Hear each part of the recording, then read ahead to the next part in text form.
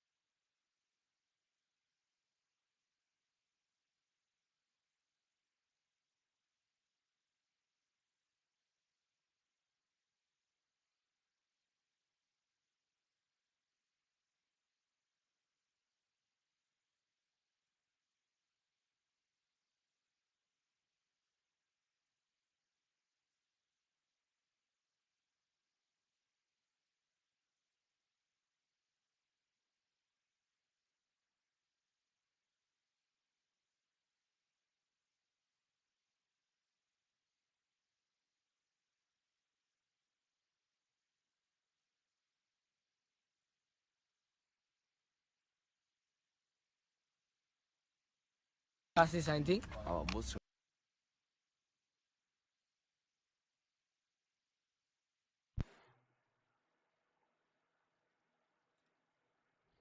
Kasi something. Kasi something. Sei mal leise. Kasi something. Ich bin von Afghanistan.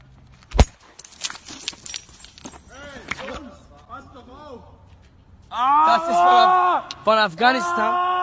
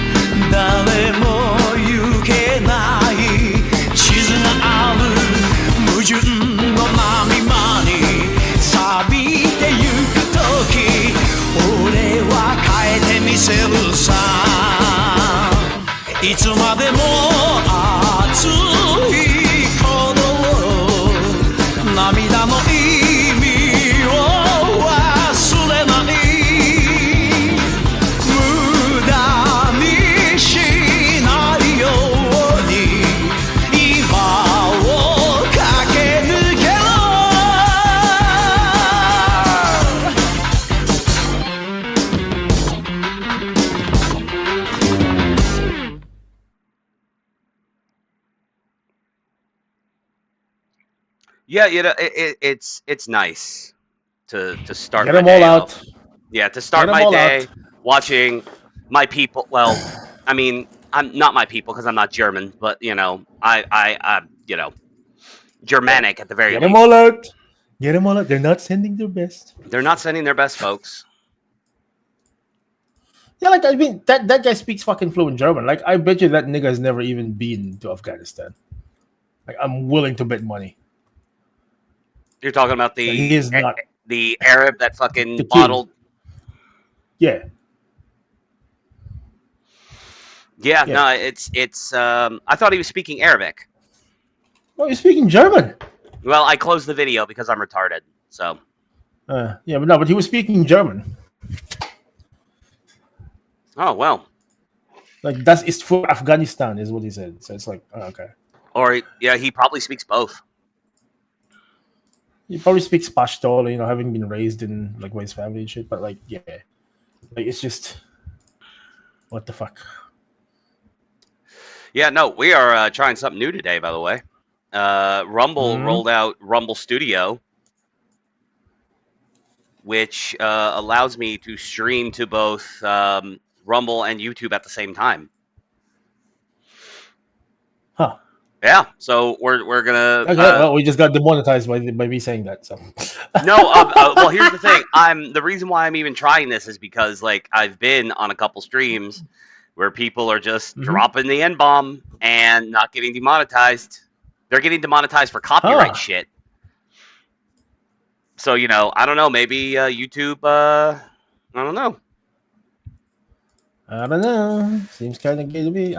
Like I'm not giving up on Rumble just yet, but like this is a kind of a test trial out. run. Yeah, to see to see which platform actually I'm getting more views. And currently, right now, there are more people watching on YouTube than there are on Rumble.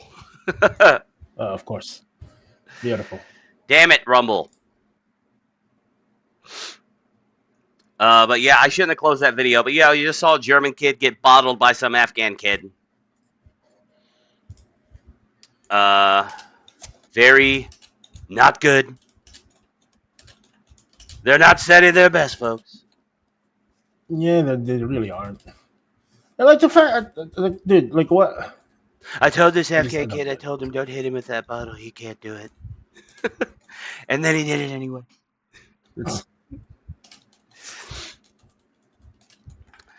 Yeah, no. I just genuinely do not get it, dude. No, so here's the thing, but to your point about get them all out, you heard about the march for the Israeli hostages that got firebombed By an Egyptian, apparently. by an Egyptian Muslim, yeah. And well, we got Yeah. some details on who this cunt is. Get them all out. Get them all out of here. Get them the hell out of here.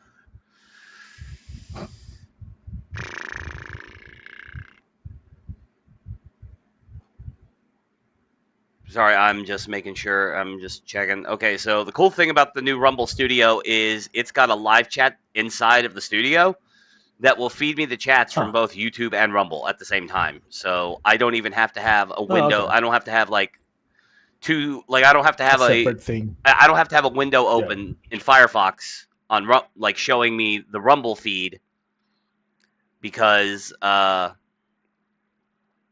you know, I can just look at the chat over in Rumble Studio. Same thing with YouTube. I don't have to have the YouTube thing open so I can see the chat over there because the chat will come straight to me. So I'm going to go ahead and close these because I don't need them. I don't need them. I don't need them. But anyway, yeah. So his name, because as if to make my point, the motherfucker's name is Muhammad. Muhammad Solomon, that's his name, the Egyptian guy who firebombed the who firebombed the Jews. Seen, like, I don't know if you're gonna go over this, but I saw some details where he apparently was planning this attack since like early 2024. I don't know yet. Let's find out because I got this thing, and as you well know, I don't read the articles that I pick for the show. Not all the time. Sometimes I read them. Most of the time, I read them. Oh shit! I didn't mean to do that. Oh no, come on. What happened? I lost the article because shit. I mean, can't you like reload it on history or something?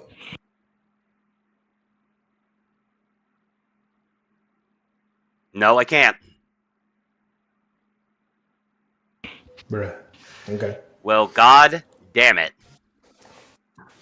Okay, well, from what I know, he's been planning this since early 2024.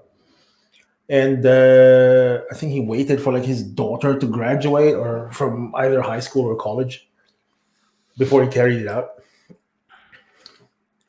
Well, yeah, of course. That's why it's on such weird timing, right? Like it's like middle of the year, you know. But yeah, and the thing is, like, you know, it's like these people that we're watching, they're like, as far as I'm aware, they're you know, quote unquote American citizens, right? Like most of them are Jews, so they probably have dual citizenship. But, no, actually, no. Most of them don't. No. Okay, most of them are actually just Jewish Americans. Most Jewish Americans don't have dual citizenship. Most Jewish Americans don't even have passports that have never even been to Israel. So I looked. They've never left the country. Okay. Yeah, I looked this up just the other day. Oh, okay. So stand corrected then. But point is, they're Americans. Yeah. Who like literally was not commenting on the war. It's like, dude, just please bring the hostages back. Yeah. And yeah, it's like, God, I'm so pissed. You know what? Like, because I just loaded something always that that always seems to be sort of looked over by everyone who reports on this. You know, that's either mainstream or on the left. But I repeat myself, is that you never see this shit happening at like any of those fucking dumb fuck commie watches that they did. No. Right wingers never like firebomb people. But you see like a bunch of these commie marches, and like the violence comes from the marchers themselves. Like there's not like someone who comes up who's got an opposing point of view and then just starts shit. Like it never happens. Because if it does, like fucking imagine the amplification of that everywhere, right? Like, it's just. I mean, I hate to be that guy.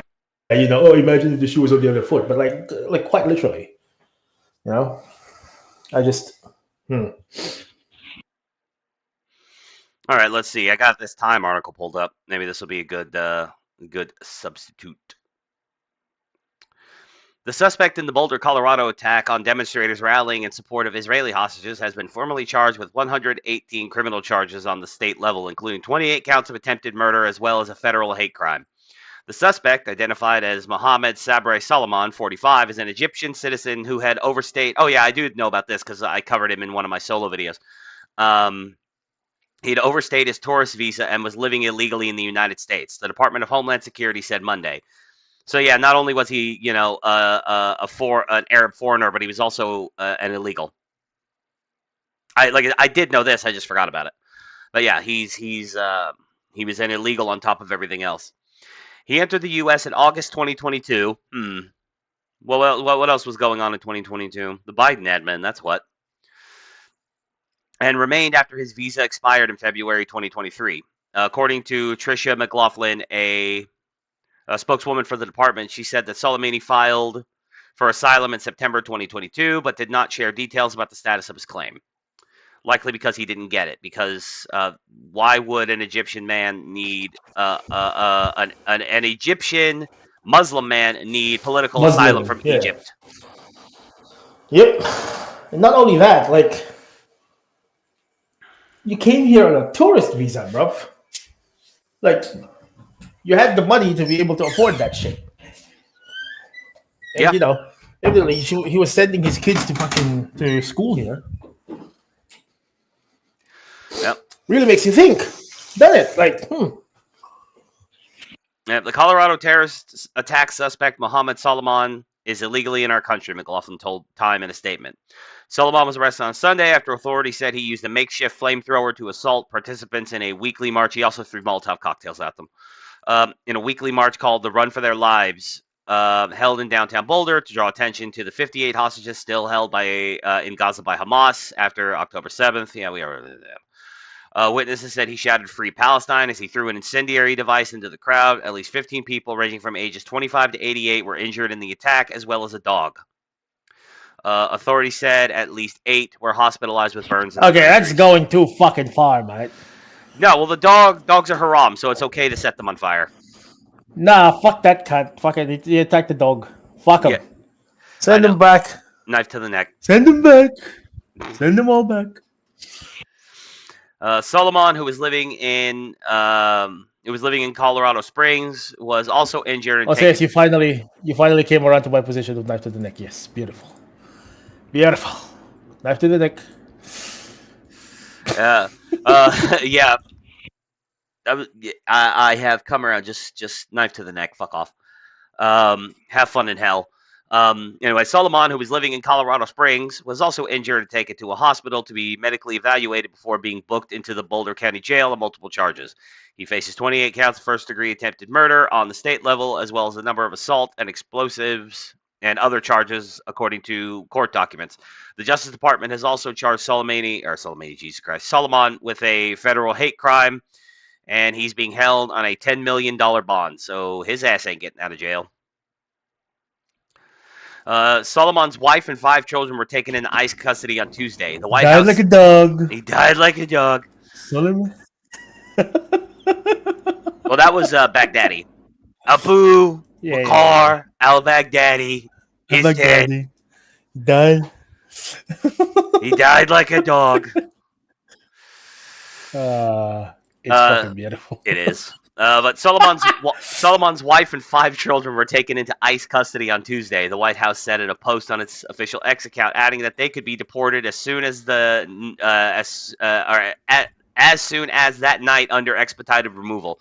So was his wife and 5 children also like illegals?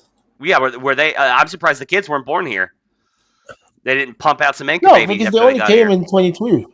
Right, like no, and that's what I mean. Like they came here in 22. Like at least one of their kids, I think, like his youngest was sent to a school here.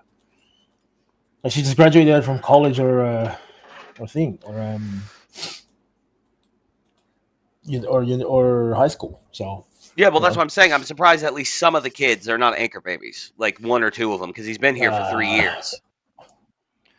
Oh yeah, that's true. But nah, even then, like you know what Tom Homan said, right? Oh, he says a lot of things.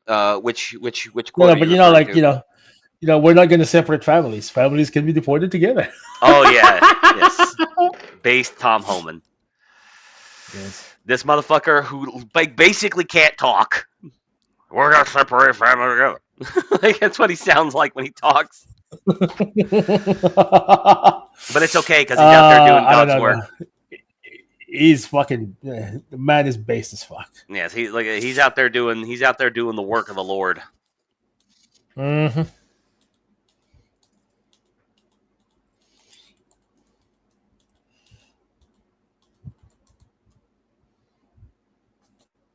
Sorry, I just got a notification. Seeing Bruh. what's popping. Okay. Okay. Anyway, Mm-hmm. I'm double checking something.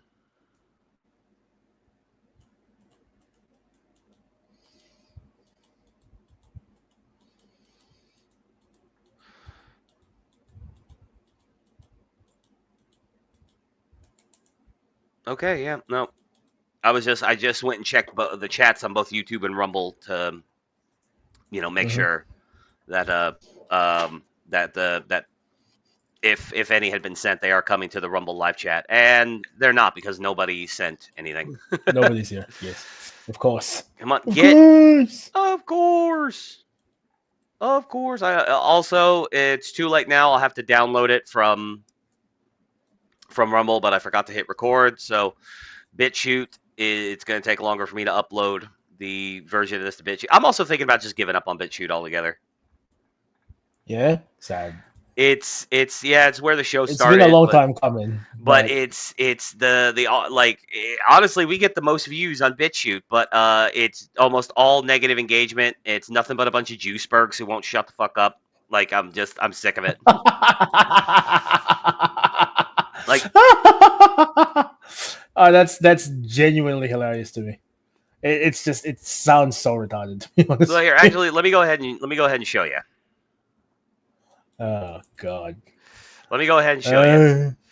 It's fucking germane to the topic because this was the solo video that I did on the Solomon case, the firebomb attack, which got 114 views, 1 like, which I did myself, because yes, I like my own videos. There's no shame in that. 4 dislikes, because again, oh beautiful, I'm defending Jews here, Yes. Yep. And then expected. Look at this. Look at this. First comment. Jews did 9/11 and all the war, including economic wars. Jews did COVID-19 and all the medical death. They do much worse just to do it in more cowardly way. I had no problem with Jews until they started calling us goy and started killing my family. Goy means foreigner. When? What? So he's had the problem with Jews from the start. Yeah, goy means foreigner, and it's a word that they've been using for 2,000 years. Like, fuck off. You have a low IQ perspective like most idiots. They probably did this too. I wouldn't be surprised to find out he is a scapegoat, false flag, Mossad agent. I'm not a big fan of any of them and their wicked ways. But you particularly hate the Jews, don't you? Like, you probably would give a pass to Muslims. Well, you're already giving a pass to a Muslim because you're already assuming that, you're all automatically... Oh, here's this guy down here. Takes up for this guy, Neshua 520741. This guy takes up for him. You're a piece of shit troll because I called him retarded. And this guy, take me down plus 67. Take me down plus 67, then says, go fuck yourself, faggot. But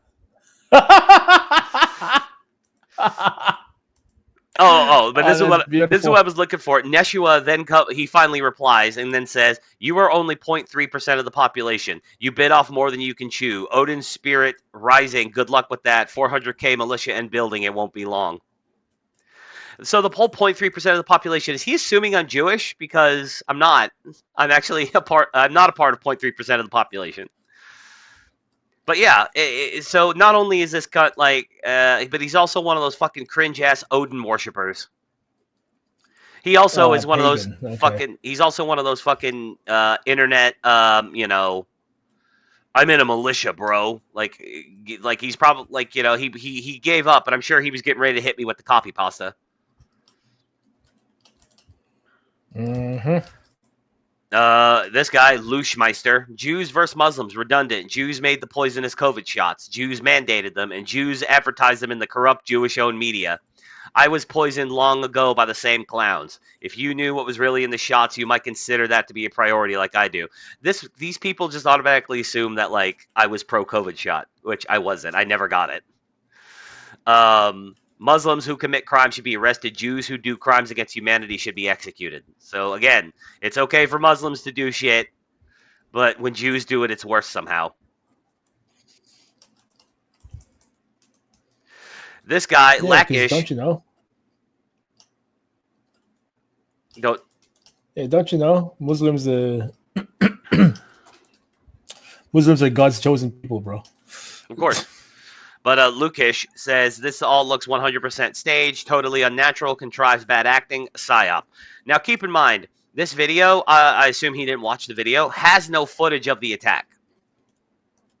Or any, like, video, like, I didn't watch any videos of the people testifying about what they saw during the attack.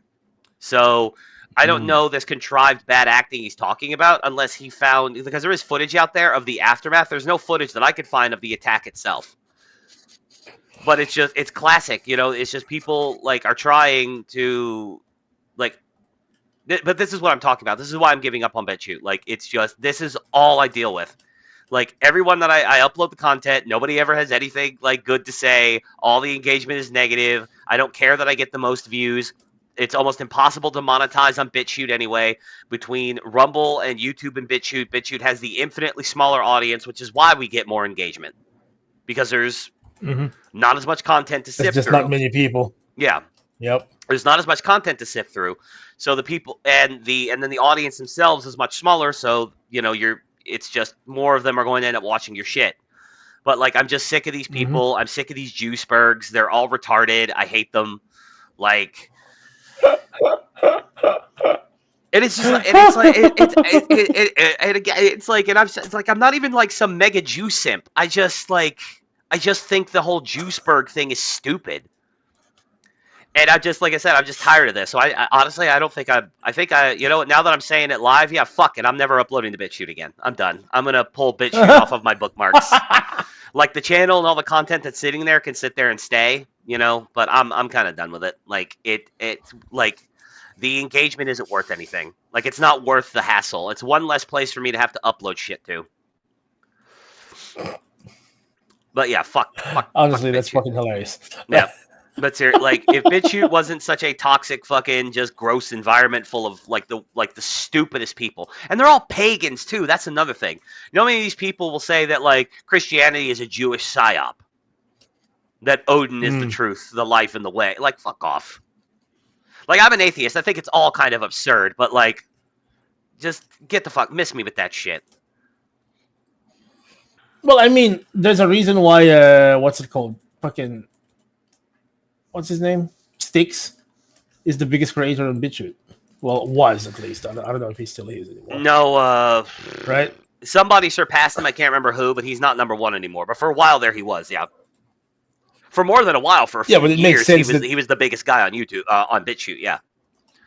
Yeah, but it makes sense that he is, considering, like, all these. I actually think it was InfoWars that surpassed him. I think it was Alex Jones that eventually got bigger than him on BitChute. all these Odin larpers, basically. Yep. Dude, I used to work when I worked in my last job. I worked with a guy who walked around with first of all, he dressed like a biker, but he didn't ride motorcycles. Which, maybe he had a motorcycle that he rode around, but, like, he never rode it to work. And again, you don't have to ride your bike everywhere, but it's just weird. It's just this weird LARP thing where you're constantly. That kind of. But then he also had that that Nordic religious symbol. I can't remember what, you know the one I'm talking about.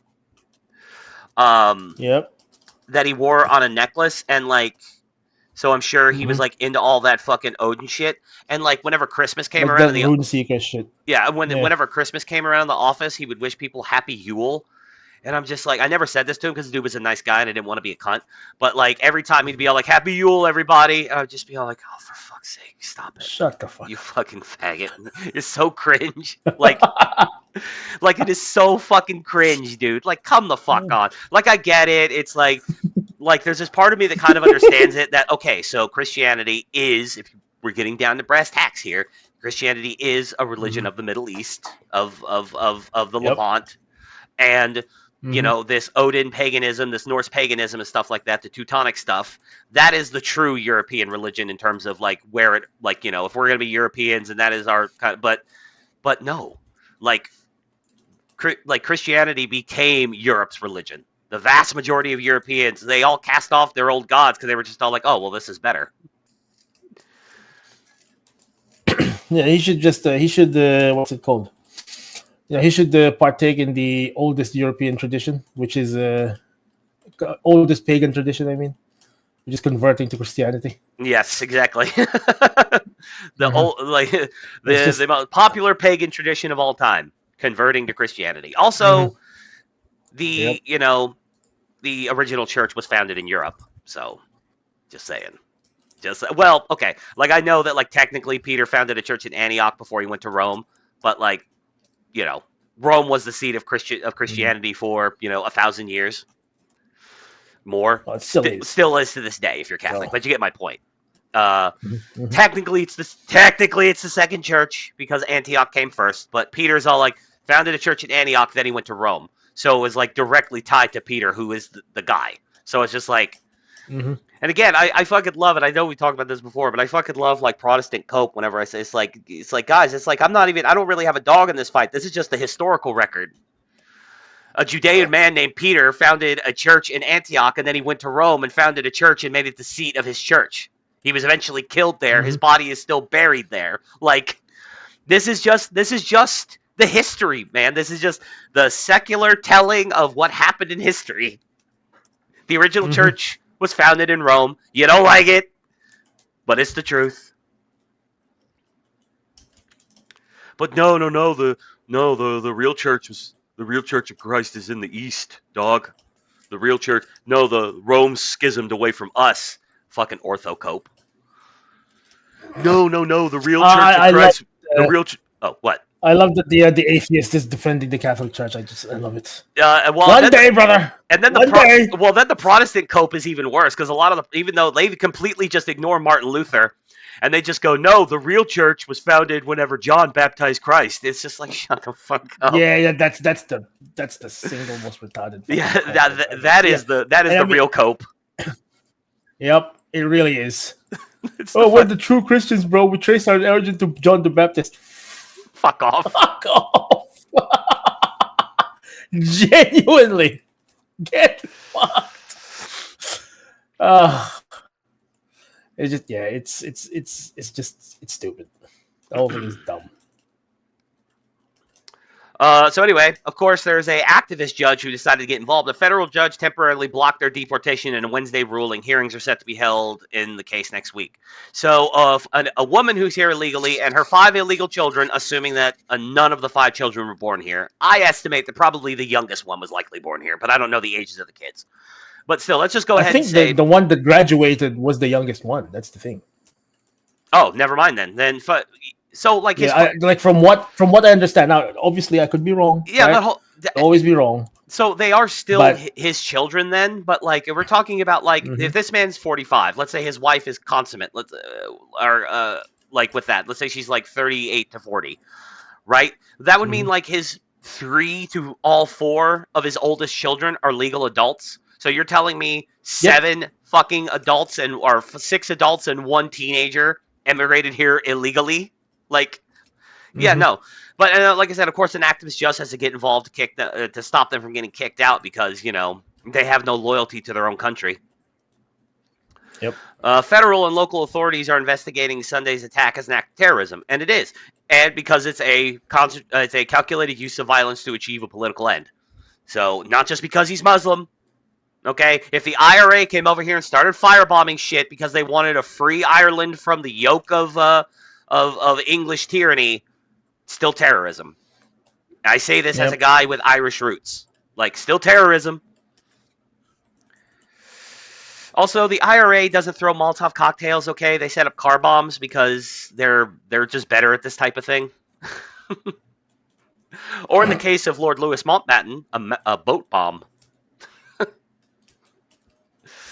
I was watching The Crown. Nice boat.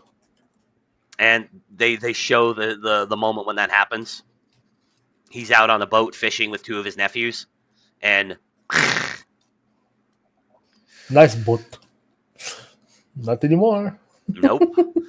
Quote, the facts we have at this time make it clear that this is a targeted act of violence, said Redfern at a Sunday evening press conference. Colorado Attorney General Phil Weiser said in a statement that the attack appears to be a hate crime given the group that was targeted. Well, yeah, he's a Arab Muslim who screamed free Palestine while he tried to burn Jewish people alive. It was definitely a hate crime. First of all, let me just be consistent here. Hate crime statutes are stupid. Attempted murder is attempted murder. The hate you have in your heart, because it doesn't. I don't think it should amplify the charge. I tend to think it's stupid, especially because it could be used willy nilly to up charges. Like a cop shoots a black dude and gets charged with a hate crime. That rarely happens, but that's just kind of the thing that happens, because they find old Facebook posts where he said something not nice about BLM, or they have an old video footage that they find of his friend where he drops an N-bomb, and it's just oh, well, he obviously hated black people. Now this is a hate crime. It's stupid. Murder is murder. Attempted murder is attempted murder. Terrorism is terrorism. Hate crime statutes are dumb. So, I am nothing if not morally consistent. The incident has stirred a variety, has stirred anxiety within the Jewish community, which has already been reeling from a series of recent attacks. The Israeli kids at the embassy. Yep. Or they were embassy aides. They were shot in front of a museum. And in April, a man set fire to the home of Pennsylvania Governor Josh Shapiro, who is Jewish. But I'm not entirely sure with that guy. I'm not entirely sure if his motive was anti-Semitism so much as it was, because I looked at that guy's Facebook posts, and he's anti-government, period. He was talking shit about Biden the entire time and Trump. He hated all politicians. He's one of those, who? Oh, the guy that firebombed Josh Shapiro's house. Yeah. I don't think I don't think it was a Jew thing. I think it was a politicians are evil thing. Yeah, but they had to make it. They had to make it that because it's against the Democrat. You see? Yeah, of course. Yeah, of course. Because here's they had to make it that, and it ties in loosely to the current paradigm. So yeah. Yeah, and another thing about the dude, not only is he anti all politicians, but he also seems to lean vaguely to the left. So whatever. But then also, if you look at the guy, I'm not going to pull a picture up of him, but he's not white. He might be somebody could come in there and say, well, no, he's white. These are his parents, and this was whatever. I can't even remember the guy's name. He looked subcontinental, not subcontinental. He looked Middle Eastern in some way to me. Maybe he has a lot of I don't know. He had a big schnoz. He had his complexion wasn't European. He didn't look super white to me. He just didn't look like a white guy. I'm not saying he was Israeli himself or Arab necessarily. He could have been, I was about to say, what if he turned out to be a Jew?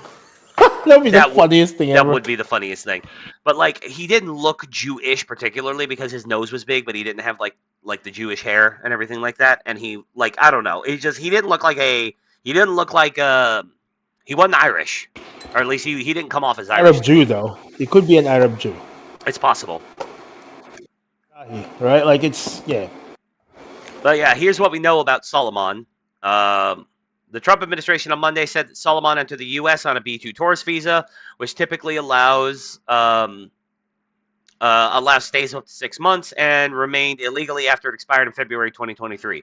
He had applied for asylum in September 2022. But his claim may have been delayed amid a court backlog of more than 3.6 million cases. So this is another reason why I hate asylum claims, because again, an Egyptian Muslim needs political asylum in America from what? Muslims aren't being persecuted in Egypt that I'm aware of.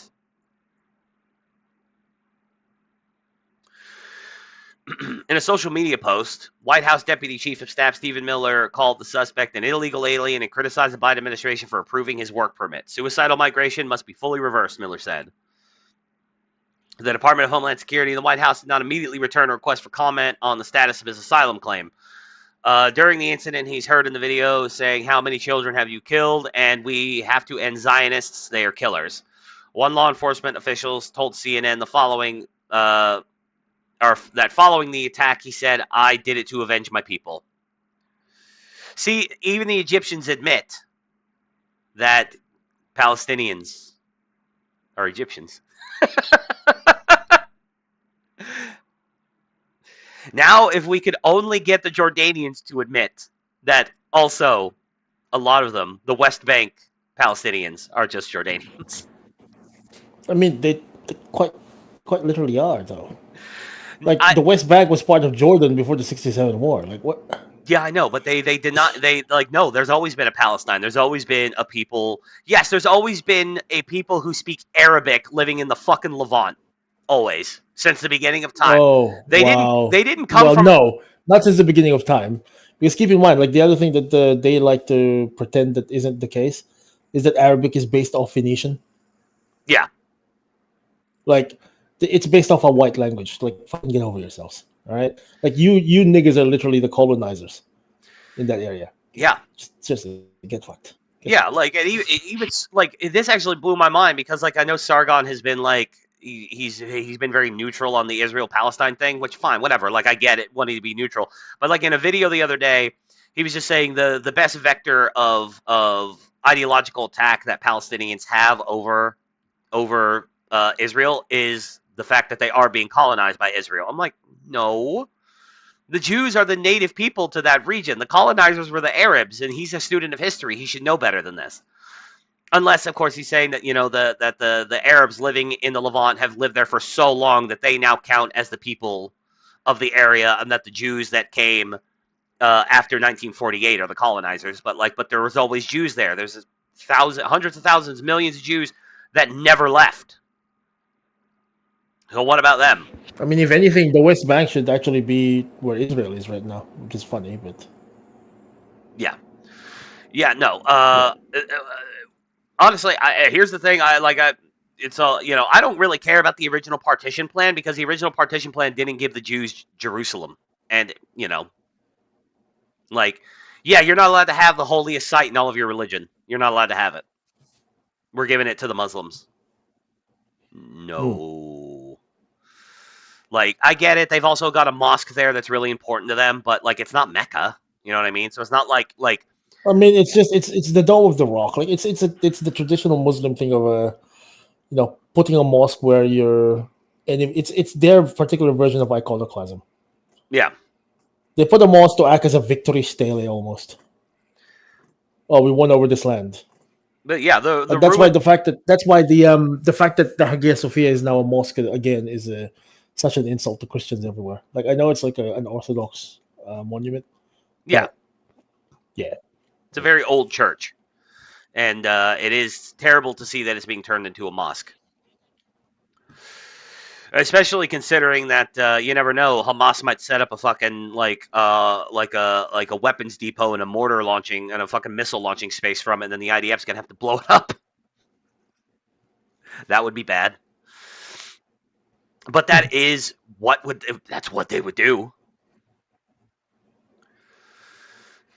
Like last year, I think it was, we covered a thing where some propaganda came out. We might not have even covered this, but some propaganda came out that said the IDF blew up a Christian church in Gaza that was a church of St. Peter. And if you look it up, it's not a church, it's a mosque. And it is where the Muslims claim that St. Peter is really buried.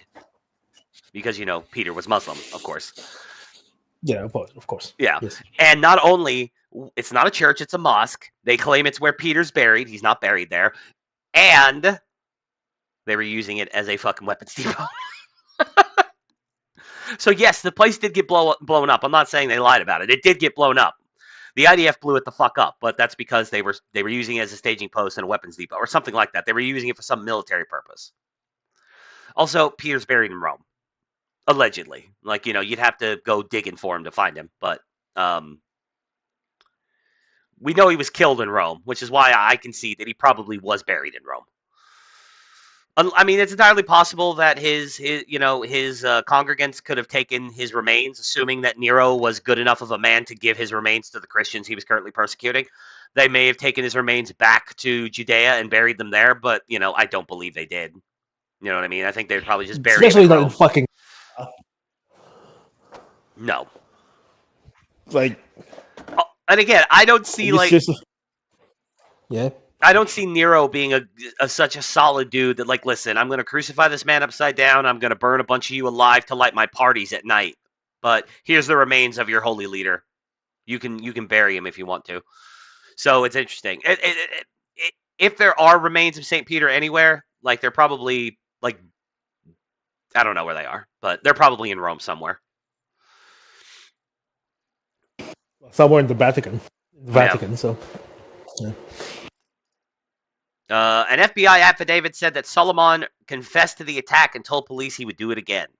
He told investigators that he had researched. I don't think he needs to confess. There's fucking video footage of him doing this shit. Like, what? Yeah, but a confession still helps with prosecution. He told investigators that he had researched and planned the attack for more than a year, according to court documents. So yeah, you were right. He did. Yeah. Solomon also told authorities he had previously tried to buy a firearm, but could not because he is not a legal citizen, so instead used Molotov cocktails. I'm surprised he didn't just hop in a truck and just run the people over like Muslims like to do. Acting U.S. Attorney for the District of Columbia, J. Bishop Gruel, I don't know how you'd say that, Gurwell, said Monday, 16 unused Molotov cocktails were found in Solomoni's vicinity at the time of his arrest, law enforcement officials said. President Donald Trump expressed condolences for the victims on Truth Social. This is yet another example of why we must keep our borders secure and deport illegal, anti-American radicals from our homeland. He said in a post claiming that Solomon came through the border in Biden's ridiculous open border policy. He must go out under the Trump policy. Yeah, like, seriously, the way that, the way that they, like, the fact that they let in so many people is part of the plan. It really is, because it makes it harder to manage overstays. Yeah. Like, I mean, we've spoken about this before, but Take was getting fucking messages reminding him that his visa was expiring at this date and he needs to get the fuck out of the country before before that date. Australia don't fuck around. Yeah. Immigration here is a lot tougher than most people realize. Yeah, people don't understand. They have this idea that, like, America makes it super hard to emigrate. I mean, we have one of the easiest immigration systems in the world compared to other countries. It's harder to become a Canadian than it is to become an American. Not as easy as the UK. And, like, as I said, until very recently, the UK was kind of winning the race to the bottom between Australia and Canada itself. Yep. But Canada won that recently, in my opinion. Canada inched forward further. Yeah. Like, I don't know. It's just, it's so dumb. Like, why are so many of these places like just fucking suicidal? I mean, I'm not dismissing Australia from that either, but in Canadia's case, it's quite literal that they're suicidal. Like that's what won them the award for me recently. Like, did you see that thing where Canadian courts and maid facilities are pushing for minors to be allowed to use maid without parental consent? No, Jesus Christ, I didn't see that. Holy shit. Yeah, that's what tipped the scale for me. It was What like, the dude, fuck, Canada? if Canada is so intent on fucking killing itself, then like, all right then. Holy shit, you know? Yeah, apparently based Canada. What are the two Canadian states that everybody likes? The ones out west, I believe it is. Alberta or something. Yeah, it's like the you know Whatever the it is. right wing Canada, you know, or whatever it's like. I can't remember what they are, but like somebody once described one of them as the Canadian equivalent to Texas.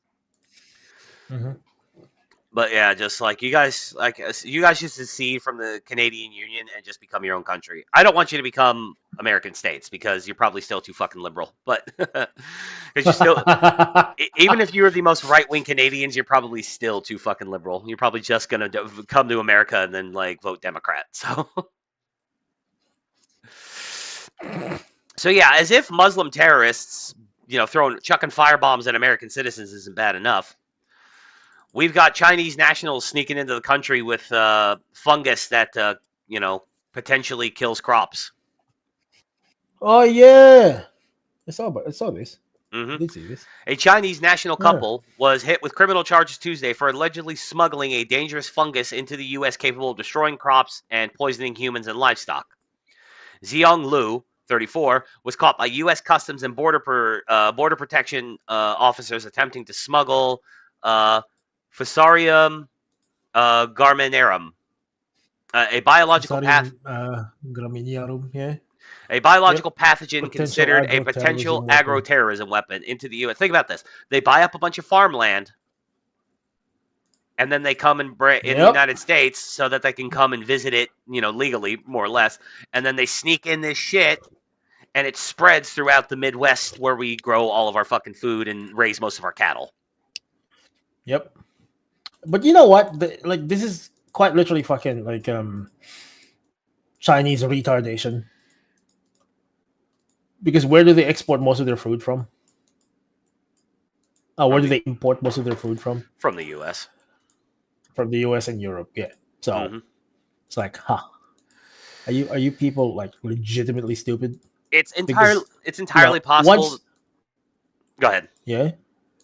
No, go ahead. No, I was gonna say it's entirely possible that this was like not the intent. Like, I don't know, maybe they were coming here for research and they were bringing this stuff in, but like.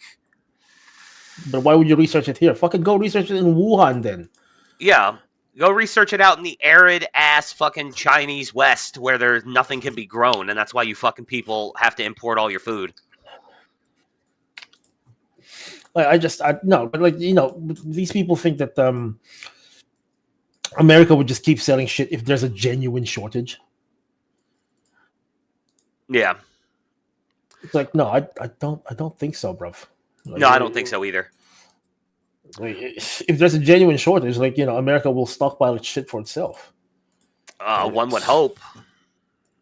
But, you know, sometimes the heat map, you know, gets sometimes the heat map gets the people on the other end of the Well, no, sometimes the people on the other end of the heat map, you know, are the ones making the decisions.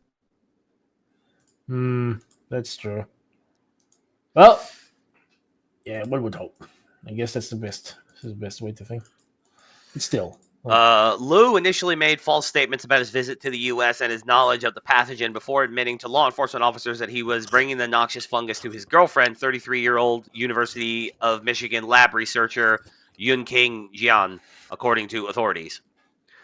The complaint alleges that Jian received Chinese government funding for her work on Fusarium, whatever, I'm just going to call it the fungus, on the fungus in China, and that she is a loyal member of the Chinese Communist Party.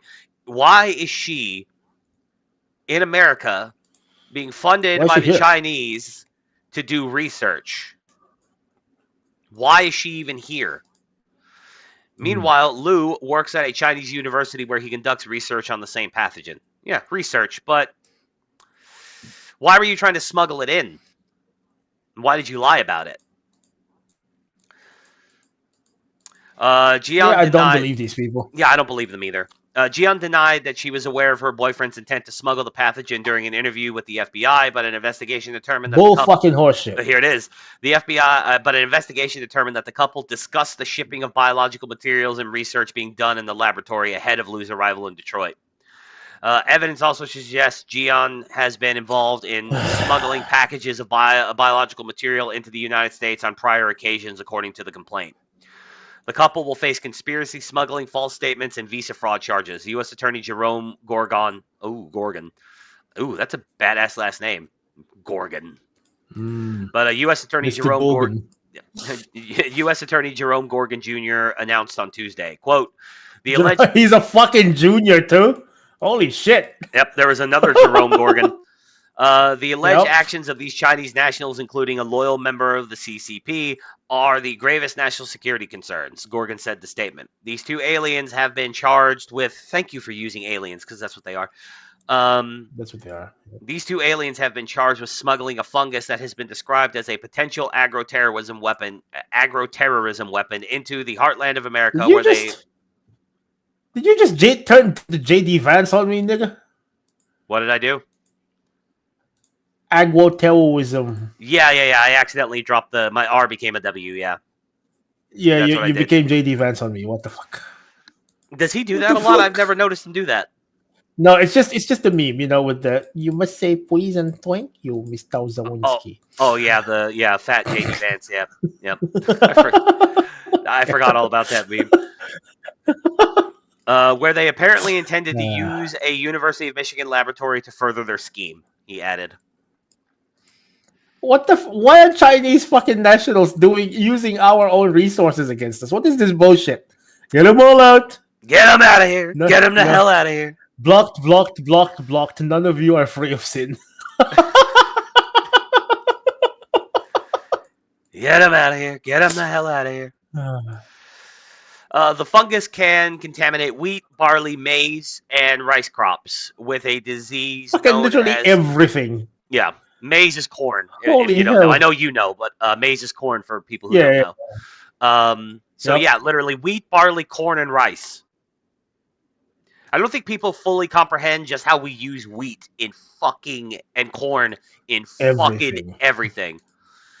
And then, of course, rice and barley are also heavily used too. But like wheat and corn, holy shit. We use wheat and corn. We feed animals with corn. We make syrup out of corn. We make fuel out of corn.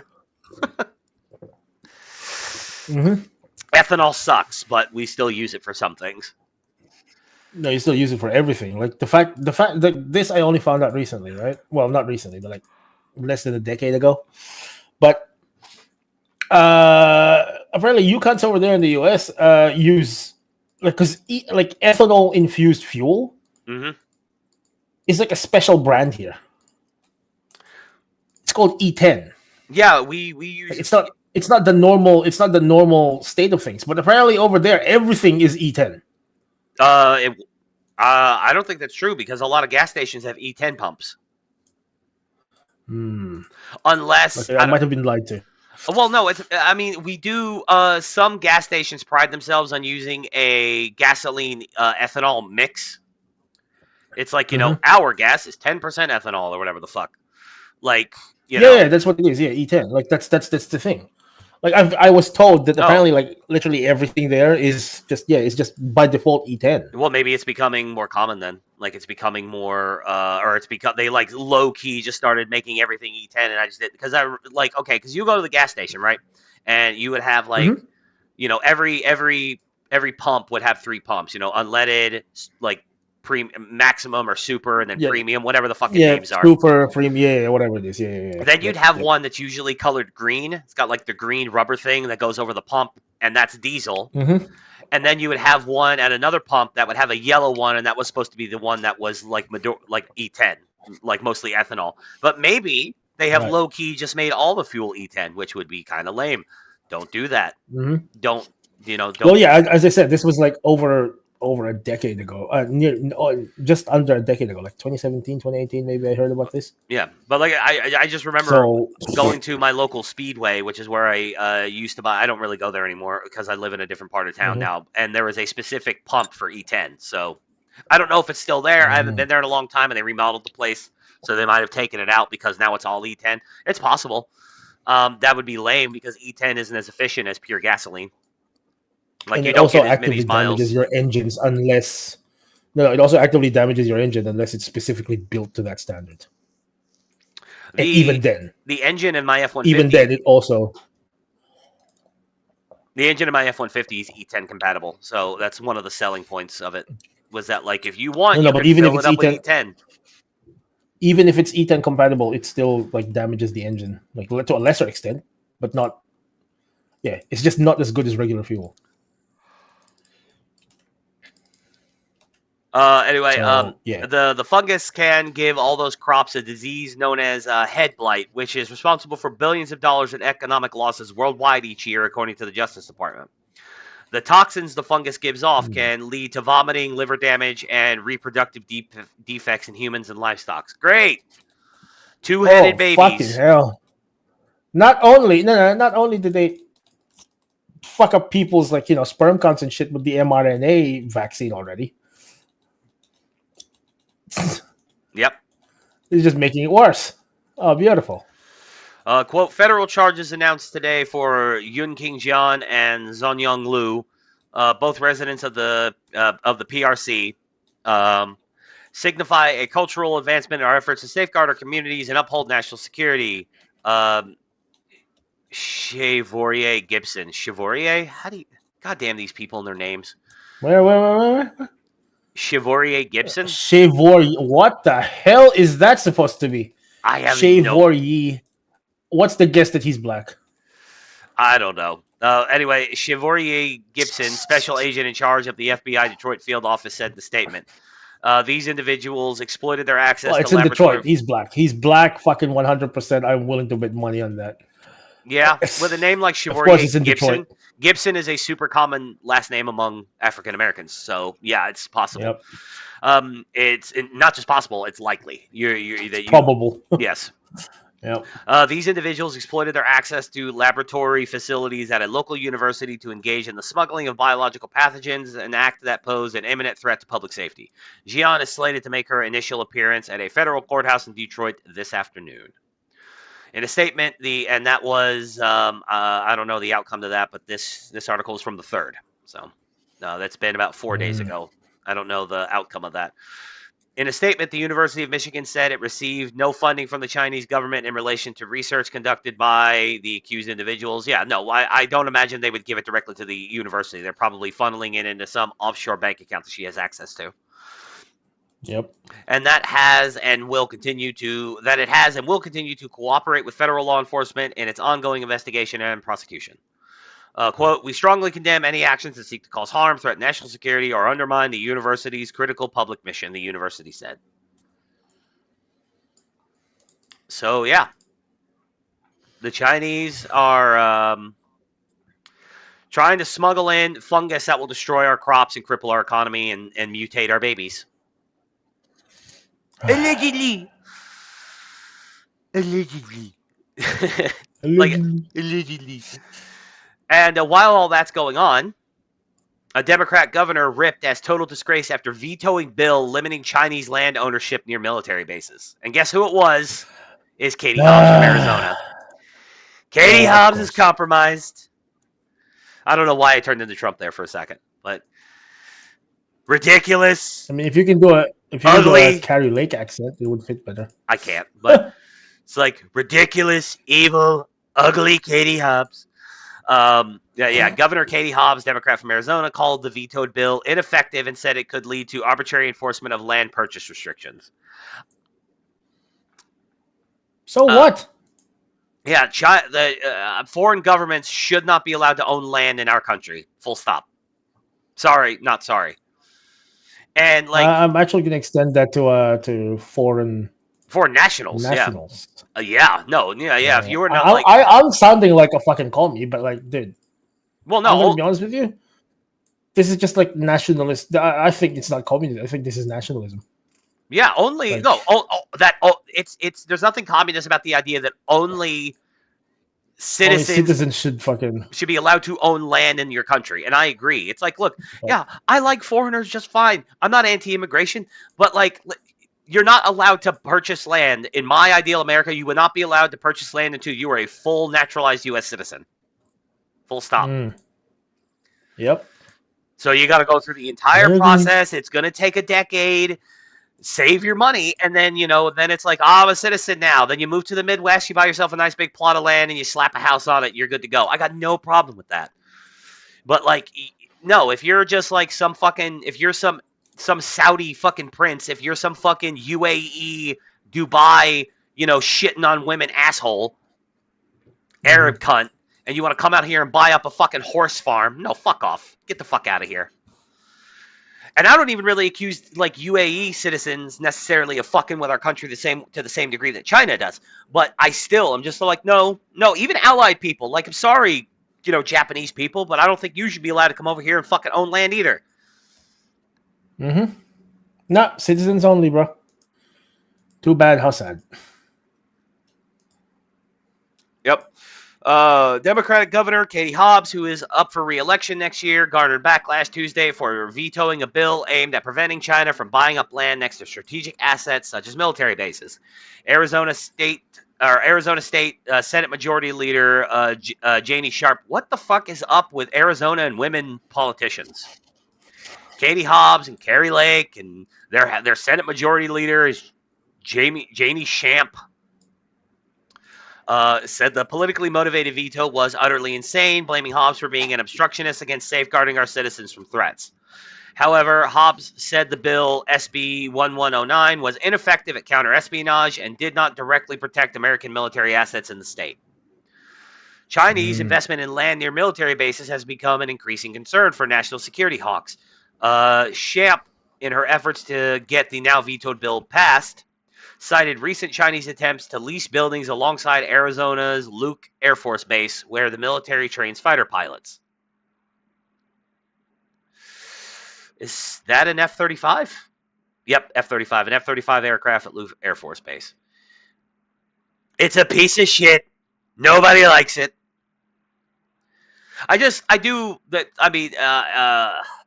is hilarious to me that like how everybody knows the F-22 is just so much vastly superior to the F-35 it's like even the Japanese, like the most powerful aircraft in Ace Combat 7 is the F-22. You get an F-35 in the game before you get an F-22. Also, and this is true, you can look this up, Google it. Palpy told you to Google it. We do not sell F-22s. We are the only country in the world that has F-22 Raptors. I was about to say, like, the F-22 is quite literally like, there's a law that does not allow the U.S. to sell the F-22 to even its allies. We've been selling the shit out of F-35s, and then all of our old craft, F-18s, F-16s, F-15s, F-14s. We sell all of them. The IDF has we've sold F-16s and F-35s to the IDF, but the fucking JSDF. We sold F-16s and F-15s from the thing, like from the beginning. So we fucking sold the JSDF has a shitload of F-16s that their pilots use. So it's just like, we got no problem. The F-16 was like our fucking. It was our fucking like it was our main platform there for a long time. Mm-hmm. Like, and then like, but yeah, no, we made the F-22, and it's just like, holy shit, boys, we can never let anybody have this. Like, you can read about some of like the maneuvers that they've done with the F-22, doing like live exercises in the air, but like with and like, they'll put like 5 pilots like in other aircraft. Like, you're talking like 5 pilots in like F-18s. And like they like the F-22, and this could all just be propaganda. This could all be lies, so grains of salt and all that. But according to what I've read, the F-22 will engage with all 5 of these, shoot them all down. Well, it's an exercise, so nobody actually gets shot down. But it will shoot all 5 of them down, and then the pilots will admit they didn't even see the F-22. It never even popped up on radar. I mean, because it's stealth. That's what it's supposed to do. It's supposed to be stealth. But like, they don't even have eyes on it. Like, it's so far away from them, they can't even see it with like the naked eye, and it's still shooting them down. And then when we don't sell the F-22 to anybody. Because, like, if it ever really came to war with somebody, the F-22 is going to come in clutch. Mm-hmm. Meanwhile, it's like the F-35, you can have it. It's like, oh, the Russians want to buy an F-35. That's fine. They have it. The Russians don't have an F-35. But I'm just saying, we sell the F-35 to fucking everybody. And nobody likes it, apparently. Like, everybody's like, this thing's a piece of shit. Now, again, that could also be anti-American propaganda, them trying to say that we make shitty weapons. But, like, I've heard pretty universally that the F-35, a lot of people that have bought it really don't like it. Pilots don't like it. Militaries that buy it are like, this is too expensive, and it kind of sucks. So... Well, I mean, even people who have been thinking, I'm just people who have used, like, even the development status of it is pretty fucking universally panned. Like, it costs too much. It just, like, I mean, it's still a good jet, right? Like, but yeah, it's just not. It's not the same, you know. No, it's not. So we've spent about I mean, I could read the rest of this article, but the point is that, like, I feel like we've gone over a little bit, so, you know, we can kind of, like, get back on to try to get back on. Well, not the point, but try to get, like, back on, not schedule, because like I said, where are we at currently? We're at an hour 13. Yeah, we're not doing too bad, but this next bit's probably going to take a while. So. Mm-hmm. Oh, but here, let me. Governor Hobbs' veto of SB 1109 hangs and open for the CCP sign on Arizona's front door, allowing communist China to buy up American land near critical assets like Luke Air Force Base. Open for the CCP sign, holy shit. But yeah, near critical assets like Luke Air Force Base, Palo Verde nuclear power plant, and Taiwan Semiconductor's growing fabrication footprint. Said Michael Luce, the CEO and founder of State Armor Action, a conservative group with a mission to develop and enact state-level solutions to global security threats. Quote, allowing communist China to buy up land near our critical assets is a national security risk, plain and simple, and Governor Hobbs is substantively and completely wrong when she says that SB 1109 is ineffective at counter-espionage and does not directly protect our military assets. I mean, maybe the bill doesn't go far enough. Like, maybe the bill, because I'm not going to take the time to read it, but it's possible that, say, like, the bill says that, like, it specifies people who have direct connections to the CCP, so CCP agents can't come over here and purchase land. Like, companies that, well, all Chinese companies are owned to some degree by the CCP, but, like, I can't think of one that would do land purchases. The only one I can think of is, like, Tencent. So let's just say Tencent can't come over here and buy land according to this bill. But, like, China could send a guy. You know, he's not officially connected to anybody. He's just a wealthy Chinese guy. You know, and he could come over here and buy land, and there's nothing that this bill could do to stop it. If that's the case, then I would agree that the bill doesn't go far enough. But you probably should still pass the bill, even though it doesn't go far enough, and then you can amend it later, or you can write another bill to further, you know, get what you need.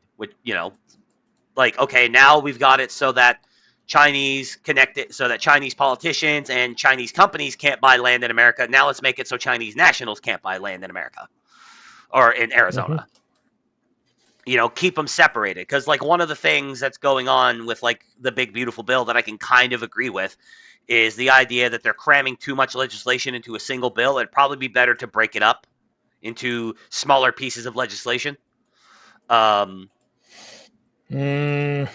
you can, well, I mean, if you overinflate a bill, a lot of people can, you know, have meltdowns about it. Put a lot of work in it. Yeah. No, I get it. I don't, trust me, I get it. But, like, it's, to me, the main problem that I'm seeing is that it's just that it's unfortunately, it is basically like an omnibus. Right? Yes. And I don't see how we can get past that, because everyone, like, I don't know. Do you want things to actually work, or, you know, like, do you want them to This is how I would have done it. Does that make sense? Yeah. If I were Trump's political advisor, this is how I would have done it. I would have come up with, like, I would have broke the bill probably into, let's say, 3 pieces. Like, the first piece would have been extending the 2017 tax cuts, doing more tax cuts, and rolling out the REINS Act to cut regulation and make future regulation harder to pass. That's Bill 1. Bill 2 is, like, the spending bill, which is where we're allocating resources for the wall, for border security, you know, which is, like, you know, the most of the money that's being spent in the big, beautiful bill is being spent on border security, military spending, and the wall to finish the wall. And then Bill 3 would have been the debt ceiling bill. And you know, although last week I did say that I don't really care about the debt, and I still don't. Like, I'm not walking that back. But, like, we probably shouldn't raise the debt ceiling just as a political maneuver. It's a bad look. It pisses off we shouldn't. way too many people. And also, like, I don't care about the debt we currently have, but we shouldn't just keep racking up debt like it's nothing. Like, we probably should, like, do some tide stemming. I like the big beautiful bill. I'm not turning my back on it. I'm not turning on Trump. I'm just saying that it is a little thick, and it probably could have been broken up into like 3 separate bills, and it probably would have sold a little bit better. Especially the bill with tax cuts and deregulation. Like, I think that if you had broke off the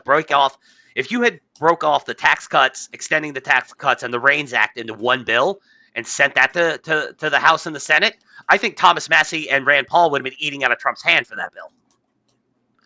Now, they would have, well, they're libertarians, so if you tell them that, like, the only thing in this bill is extending tax cuts, granting new tax cuts, and deregulating a bunch of shit, making more regulations harder to pass, Thomas Massie and Rand Paul have no legitimate reason to be against that.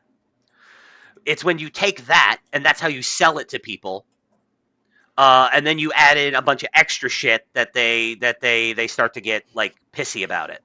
So... Now, Massie, his job is over because it already passed the House, so there's not much he can do other than complain. But now it's Rand Paul's fight, and we'll see what happens. But let's get to the main event, because now we've got 8 people watching on Rumble. So they're here. I called this episode the Battle of the Bill, because Trump v. Musk, the Battle of the Bill, because this is the main event. The main event of the evening.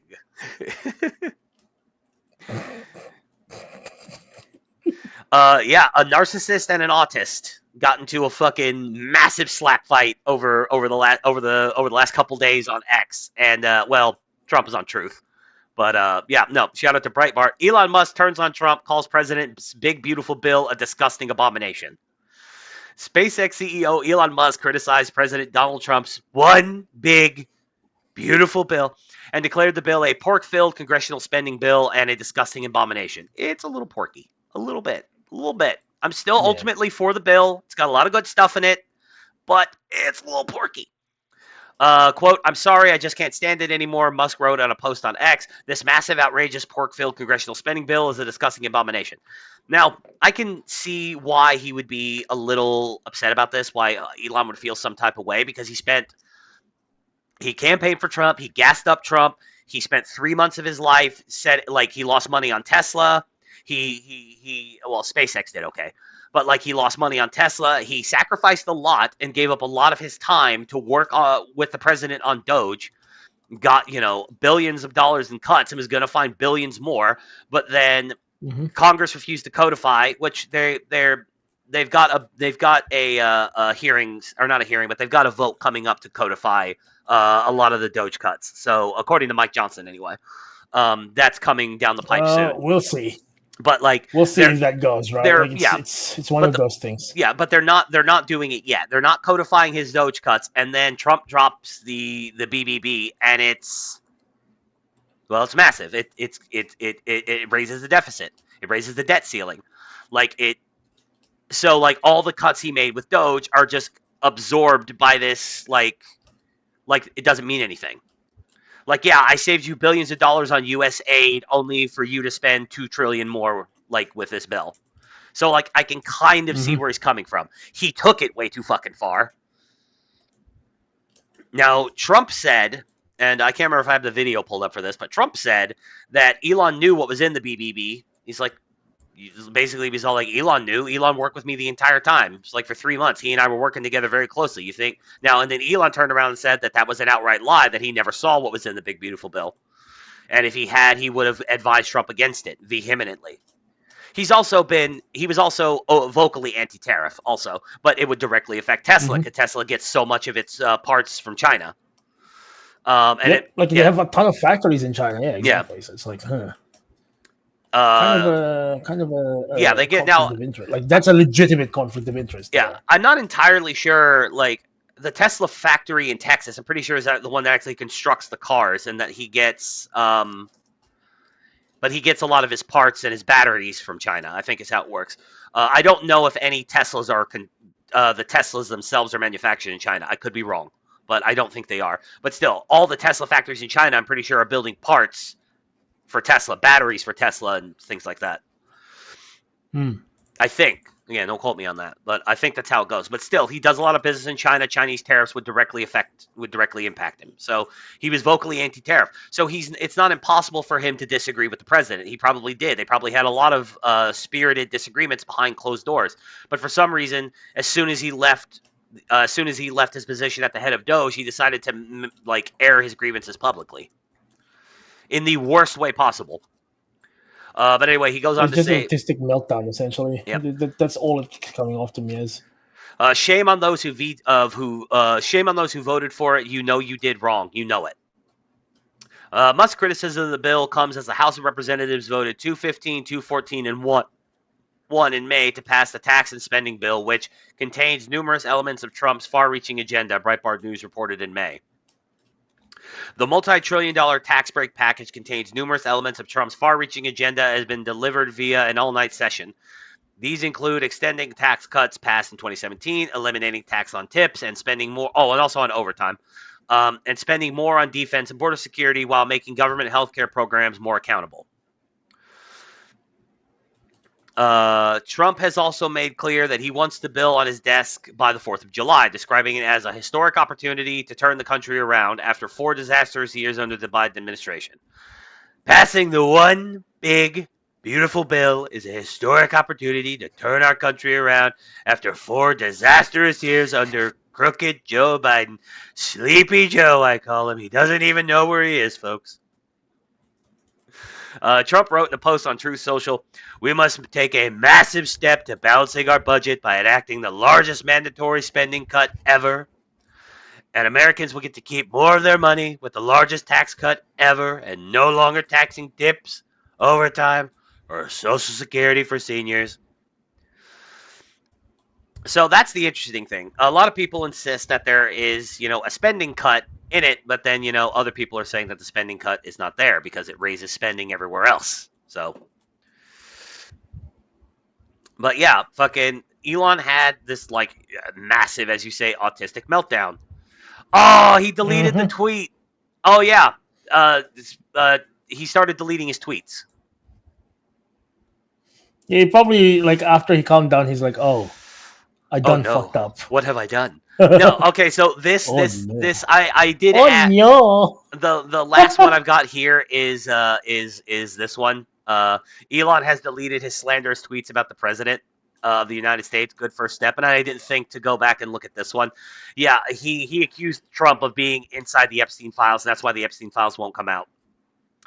Let's just ignore how patently retarded that is, because if Trump was in the Epstein files, don't you think the Biden administration would have used them? Yeah, exactly. They had access to it. If that's the other thing as well, it's the reason why they're not releasing is because Trump is in it. It's dude, who was in power for the last 4 years again? Exactly. But yeah, Elon has deleted his slanderous tweets about the president of the United States. Good first step. Next up, full-throated apology to Trump and his family. I don't know who this James Fishback is. CEO, Invest Arizona. Oh, there you go. Arizona strikes again.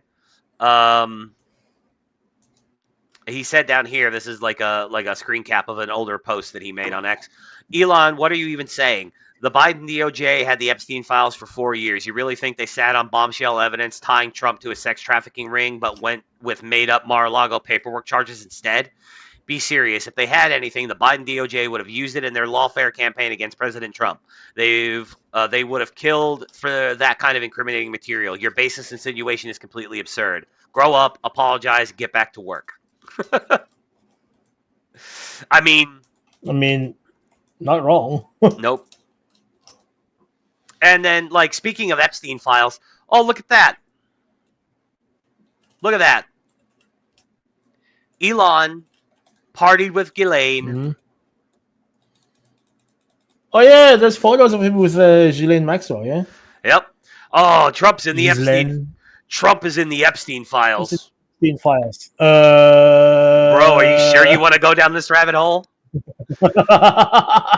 Bruh, because Elon, because if that's the only like evidence you have, it's like it's Yep. kind of thin, bro.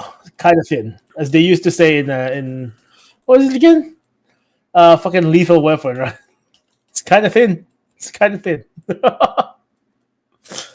Elon Musk subpoenaed in Jeffrey Epstein trial in the U.S. Virgin Islands. In connection with a lawsuit involving J.P. Morgan Chase & Company and its potential role in Jeffrey Epstein's activities, Elon Musk, CEO of Tesla, has been subpoenaed by the U.S. Virgin Islands, as stated in a recent court document filed on Monday. Now, this was back in 2023, but that's the point. You really want to go down this Epstein rabbit hole? Exclusive. Jeffrey Epstein. You've done this a lot more recently. Yeah. Jeffrey Epstein boasted about a 2012 lunch meeting with Elon Musk that took place after the registered sex offender served a year in jail for procuring underage girls for prostitution. This rabbit hole goes deep, dog. Riley admitted that she and her now ex once had been a guest at Epstein's Manhattan mansion, but insisted the ties were no deeper. Quote, I'm distressed by something truly awful being thrown around this court of Twitter. I hope that every victim of Epstein's finds justice and peace, and that any person involved in harming underage girls is punished to the full extent of the law, she wrote. Riley is one of his ex-girlfriends, or his ex-wife, actually, Tallulah Riley. Anyway, Tallulah Riley, this St. James Heartline is another guy on X that I pulled up for this. Elon, your ex-wife Tallulah Riley has publicly stated that you and her visited Jeffrey Epstein's mansion in Manhattan. That was the notorious mansion where he conducted much of his sex trafficking enterprise outside of his orgy island in the U.S. Virgin Islands. Your ex-wife also states that she was at the social event where you were seen in the photo with Ghislaine Maxwell. It has also been credibly reported that Jeffrey Epstein set up your brother Kimball with a girlfriend. People wouldn't be looking deeper into the Epstein files and your connections to Jeffrey Epstein if you hadn't started making outlandish claims about it during your pointless catfight with President Trump. Yes, Kimball Musk was introduced to a girlfriend by Jeffrey Epstein. Allegedly. Well, that's not good. That's not good at all. It's entirely possible that she was not involved in the trafficking. It's just a woman that he knew, and then Kimball was with Elon at a meeting with Epstein, and he met this girl, and that's as far as it went. But still, the point is, people in glass houses shouldn't throw stones, Elon. Yeah, like if this is the extent of the fucking thing, it's like, dude, if that's if the extent of your accusation is that the God Emperor was associates with Jeffrey Epstein, it's like, yeah, bro, you did it too. You did it too. Like, and I mean, we actually have more evidence that Trump did not like Jeffrey Epstein than. Yeah, they were friends at one point, yes, but like they had a horrible falling out, and yeah, I mean the story is classic. They had a disagreement on a real estate deal, and then the incident at Mar-a-Lago happened, and then Trump participated in the investigation that eventually got Jeffrey Epstein on the sex offender registry in the first place. His first conviction. Mm-hmm. Back in like the 90s, wasn't it? In like 97, 98 or some shit? Something like that, yeah. Dude, isn't this you? So what? Are you saying you endangered your own child? Obviously you wouldn't. Come on, Elon. This is pretty ridiculous. Call him and stop giving Dems something to celebrate. This is him retweeting a picture of Trump hanging out with X, his son. His son with Grimes. Yeah. Little X. I mean, that's a cute kid. And it was an adorable photo of them walking onto I can't remember what they call the Trump I almost call it the Imperial helicopter, but but him getting on the Marine One? Yeah, Marine One. Him Trump and X walking to Marine One together. And like how excited it's a great picture. Yeah, it's a great picture. So yeah, grandpa. Yep. Fucking adore, like, just classic fucking just grandpa energy. Mm-hmm. You will know them by the fruits, is what I said about this kind of photo op by Trump. is that, like, children were terrified of Biden. Kids love Don. They love him. They love Grandpa Don. And he's not creepy with them. He's not smelling her hair and rubbing her shoulders. Yeah. Like, I seen him It's like- hug. I saw him hug Kai once, and it was like a quick, like, I think he like hugged her real quick, kissed her on the cheek, and then immediately broke contact. Like, okay, that's enough. Mhm. And Yeah. I mean, that So, could have dude- been political calculus in his part. He's like, Kai, when you, it's like at the RNC, he's like, Kai, when you come out, it's just going to be a quick hug. I don't want anyone to compare Mhm. me to Biden. Just creepy, sleepy Joe. Because even when he's talking to his kid, his grandchildren, he's still in fucking, he's still in Trump mode. He's Yeah. just like, Kai, Well, I don't that's want to the be thing. Like, compared to I don't sleepy, think he creepy fucking Joe. changes. Did I you don't know think I he called him changes. that? Like, I mean, there was that video of him golfing with Barron, right? Oh yeah, him and Barron in the golf cart. Yeah, he's just like, Yeah. she's so fucking terrible. And I'm telling you, he knew he was being recorded. I believe that was one of those 3D chess moves where he knew he was being recorded, and he dropped the F bomb in order to endear Yep. himself. Like, hey, Yeah. my You people, know what? MAGA's As gonna shameless as it is, it fucking worked. MAGA So- is gonna love to hear me say fuck. They're gonna love it. Yep. It's gonna make them. Yeah, It's and gonna. it worked. It Yeah, worked. they'll say that's literally me for real, for real. Shut up, yo. Yeah. Also, in this picture, and I said this at the time. Trump's looking. I mean, this could just be a good angle, but Trump's looking pretty svelte. Like he's since he's been Yeah, president. he's lost. he's He's lost- lost a bunch of weight he since lost- 2020. Yeah, he ballooned up there for the first 2021. He put some weight on, but he, like I said, he Yep. seems like he fluctuates in weight a lot though. Like Yeah, he you know, does. But yeah, like I said, it's adorable. Genuinely excited to walk out to the helicopter with Uncle Don, and like a lot of people said, like it is just like, why is he hanging out with another man's kid? It's like Elon was like right behind them talking to some bureaucrats. Like he was like 20 feet behind them, coming out. Why is he hanging out with another man? What the? No, because Literally, people- these people have children or close friends.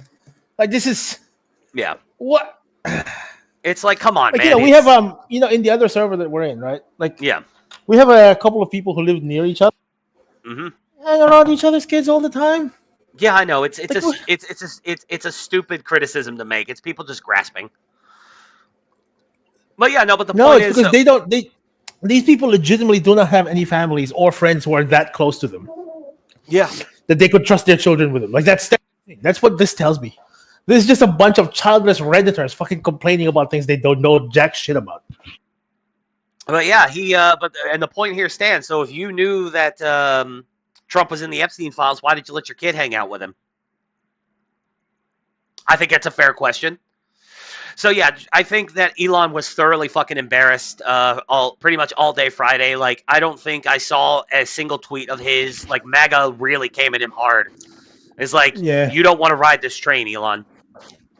Yeah, there was this chain of tweets that I saw, and I still can't believe this is fucking,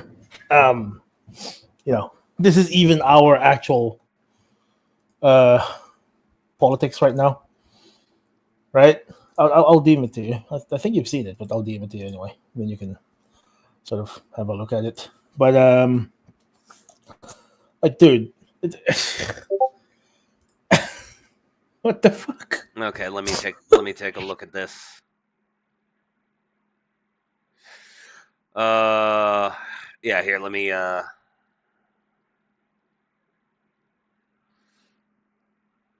put it up on the screen.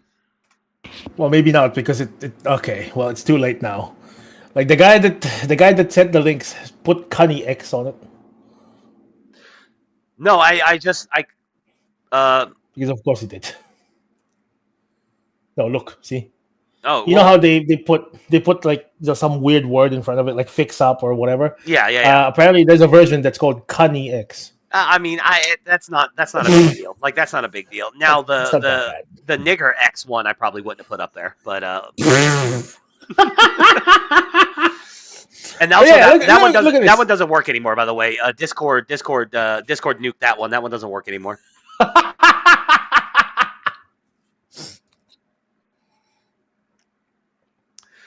But Yeah, no. listen, this Bill. is Yeah, I support Donald Trump. This is what Bill Ekman said. I support Donald Trump and Elon Musk, and they should make peace for the benefit of our great country. We are much stronger together than apart.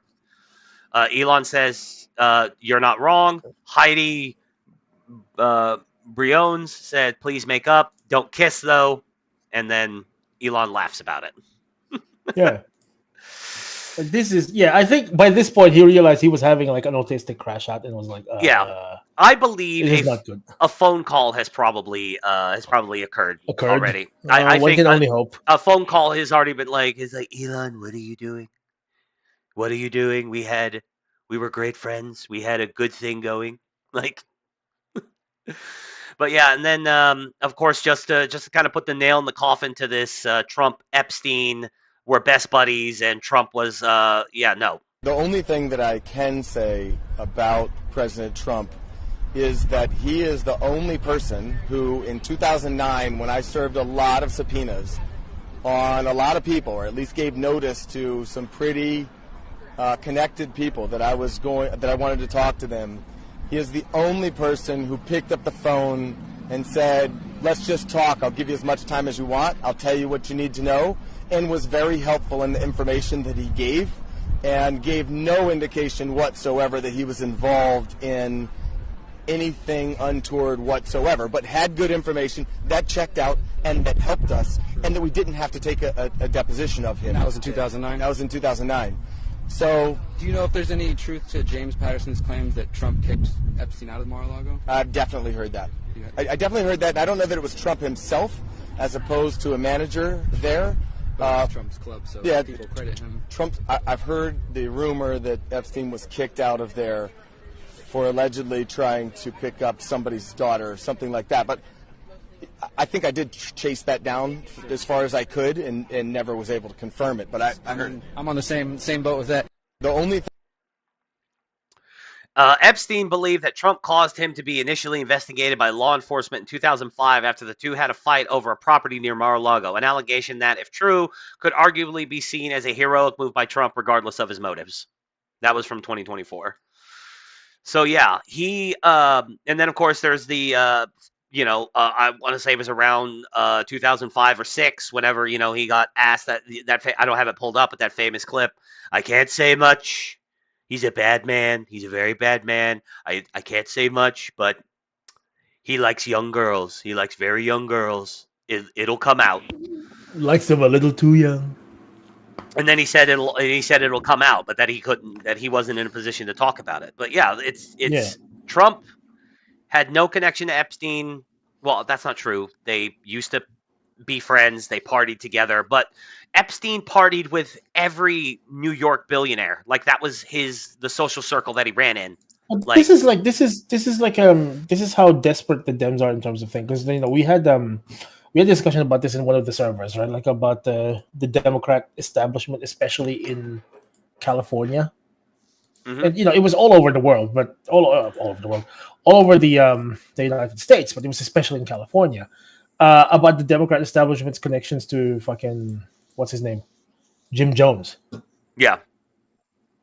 Like you have people still serving, or rather still serving, like until recently, who were like defenders of Jim Jones and called him like the finest of men, basically. Yeah. Yeah. Like, okay. Jim Jones. All right. Mm-hmm. All right, then. Man that forced children to drink poison Kool-Aid. Mm-hmm. Jim Jones. He's a good man. He's a good man. Now came in with the personal recommendation of Jim Carter and Rosalind Carter. Yeah, no, but Trump's anti-Epstein goes back. Credentials go back 20 years. Yes, he knew Epstein. They partied together. They flew on a plane a couple times or once or whatever. The number fluctuates, but they never left the country. Trump has never been to Little St. James. Like he was never on the island. He never even flew on the Lolita Express, the actual plane that Epstein owned. They flew on charter jets for the together. the express purpose of going onto Lolita Island, basically. Yeah, he flew on planes with Epstein. Yeah, it wasn't the same. Yeah, charter jets that usually flew from Manhattan to Florida, or with one direction or the other.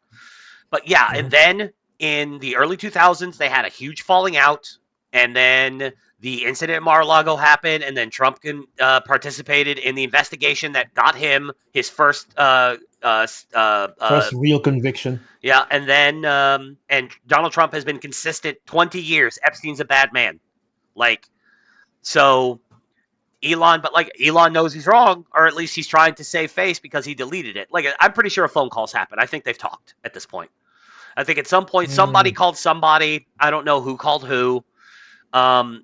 If we are to believe that's like the Scott Adams story, which I believe him, that, you know, Trump called him right after he publicly announced his cancer diagnosis. I wouldn't be shocked if Trump called Elon. Like, just like, Elon, what are you doing, man? It's like we had like one of the most beautiful bromances in history, and what are you doing, Or this bro? could be like this could be a psyop, as some people have already suggested. I don't think everything is like 3D chess. Like, I think that he left the Oval Office. He didn't like the big beautiful bill, and he had a big crash out over it. Mm-hmm. That's It seems most likely, yeah. to be honest with you. Yeah, All right. Well, I honestly believe that, but yeah. Look, we'll see. We shall see. Yep. So anyway, good news. White pills to end. We got two stories. Some more Trump news. Trump signs order banning citizens of 12 countries from entering the U.S. Why did you have to pick the fucking Guardian for this? I mean, yeah, okay. Because that's the link I found. I'm just like, okay. Yeah, okay. Also, it has this video. Oh, nice. The recent terror attack in Boulder, Colorado, has underscored the extreme dangers posed to our country by the entry of foreign nationals who are not properly vetted, as well as those who come here as temporary visitors and overstay their visas. We don't want them. In the 21st century, we've seen one terror attack after another carried out by foreign visa overstayers from dangerous places all over the world. And thanks to Biden's open door policies, today there are millions and millions of these illegals who should not be in our country. In my first term, my powerful travel restrictions were one of our most successful policies. I love it and when they were a key part of preventing major foreign terror attacks on American soil. We will not let what happened in Europe happen to America. That's why on my first day back in office, I directed the Secretary of State to perform a security review of high-risk regions and make recommendations for where restrictions should be imposed. Oh, wait, pause for a second. Did you hear that? Like, did you catch that? No. What? I directed the Secretary of State. Nigga, this is Rubio's list. Yeah.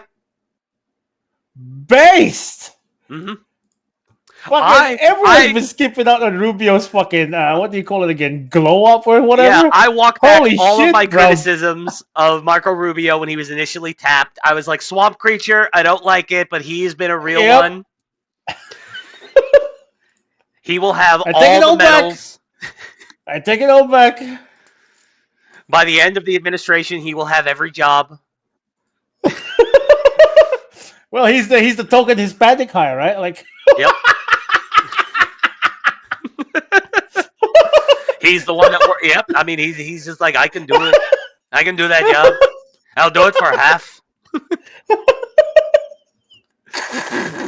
Threats. Their analysis considered are the large-scale presence of terrorists, failure to cooperate on visa security, inability to verify travelers' identities, inadequate record-keeping of criminal histories, and persistently high rates of illegal visa overstays, and other things. Very simply, we cannot have open migration from any country where we cannot safely and reliably vet and screen those who seek to enter the United States. That is why today I am signing a new executive order placing travel restrictions on countries including Yemen, Somalia, Haiti, Libya, and numerous others. The strength of the restrictions we're applying depends on the severity of the threat posed. The list is subject to revision based on whether material improvements are made, And likewise, new countries can be added as threats emerge around the world. But we will not allow people to enter our country who wish to do us harm, and nothing will stop us from keeping America safe. I mean, I think I agree with every word of that. Even like the words "and." I agree with that.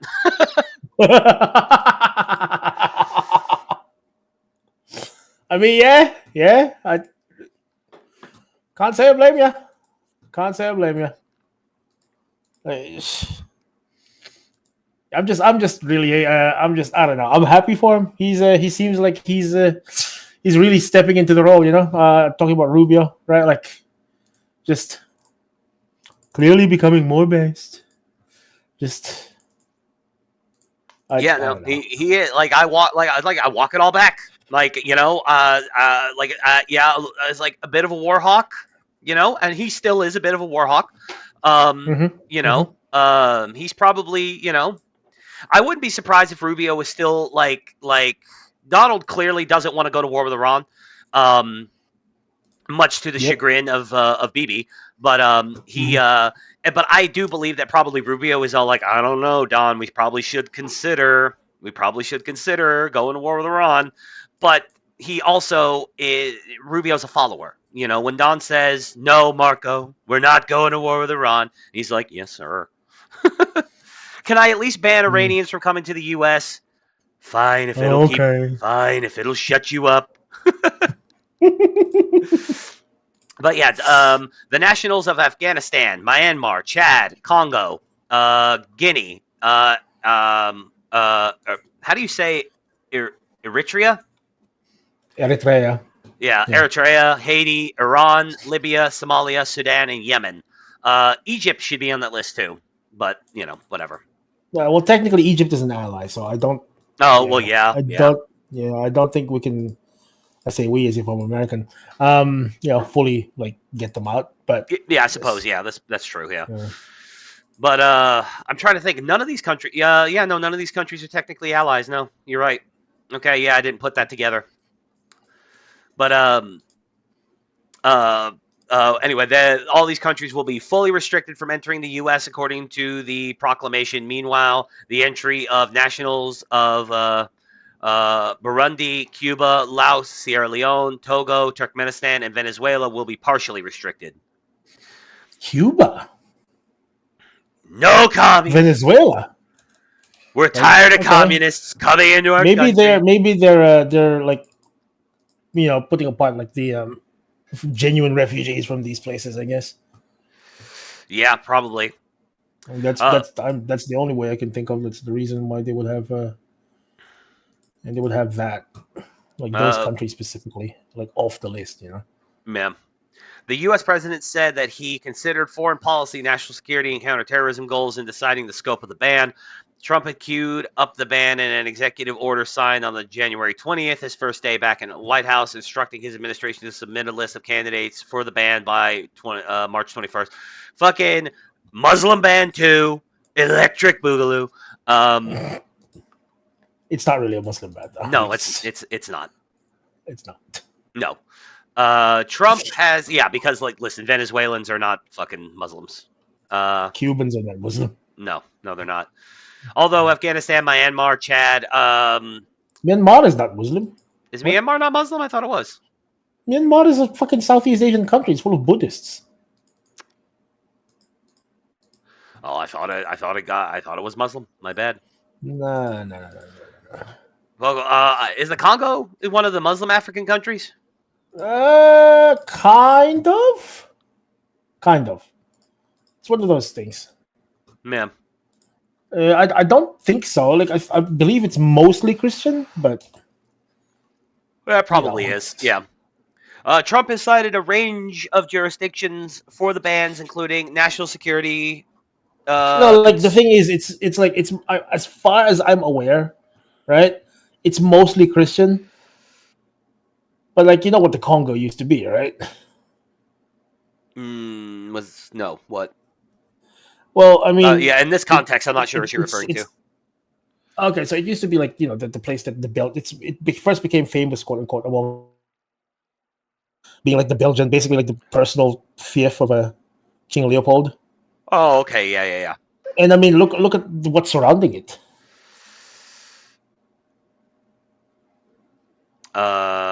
Let's zoom in. Rwanda. Where the fuck is Congo? It's right in the middle of Africa. Well, yeah. I mean, these countries didn't have names on them, and I'm bad at geography. You know that, so. But Americans. Anyway. No, so it's further. So you see where that lake is in the middle there? Yeah, that lake. Yeah, right there on the bottom left of that lake. That big chunk is Congo. yeah, this is Congo right here. What? Republic of the Congo?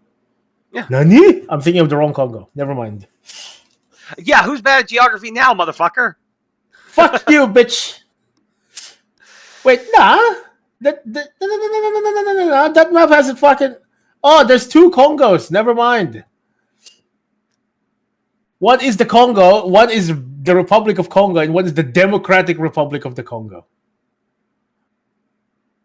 So that's the Republic of the Congo, and then right next to it is the Democratic Republic of the Congo. Ah, well, there you go.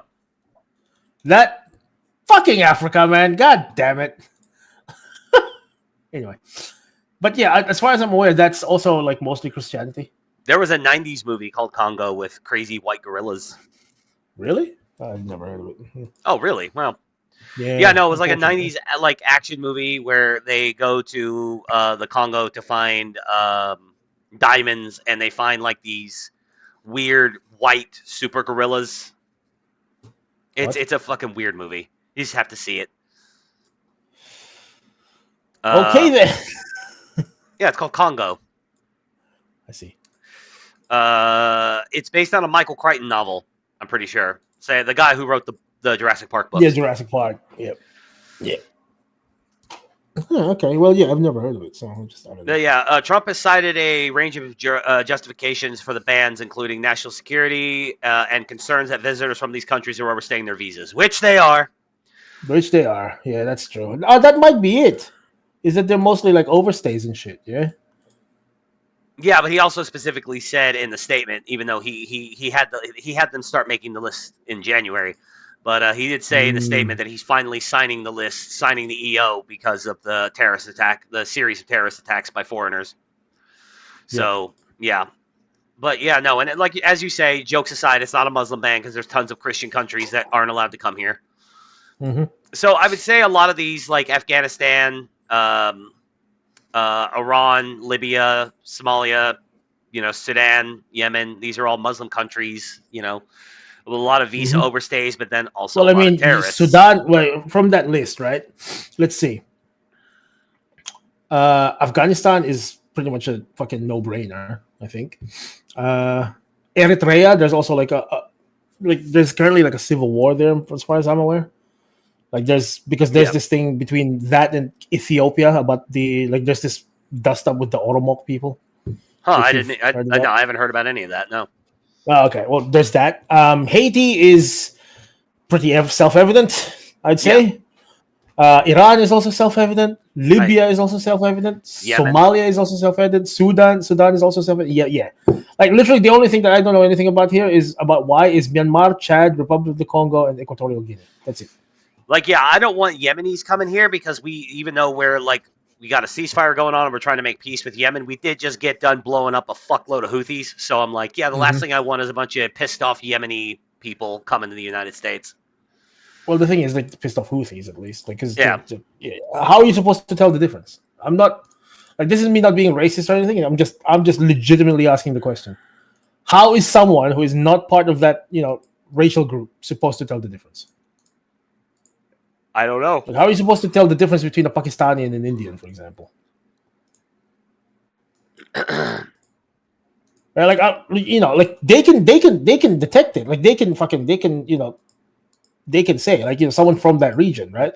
Like someone who's from like Southeast Asia can tell the difference between fucking Malaysians and Filipinos and Indonesians. But like for anyone else, right? Like, how's anyone supposed to know?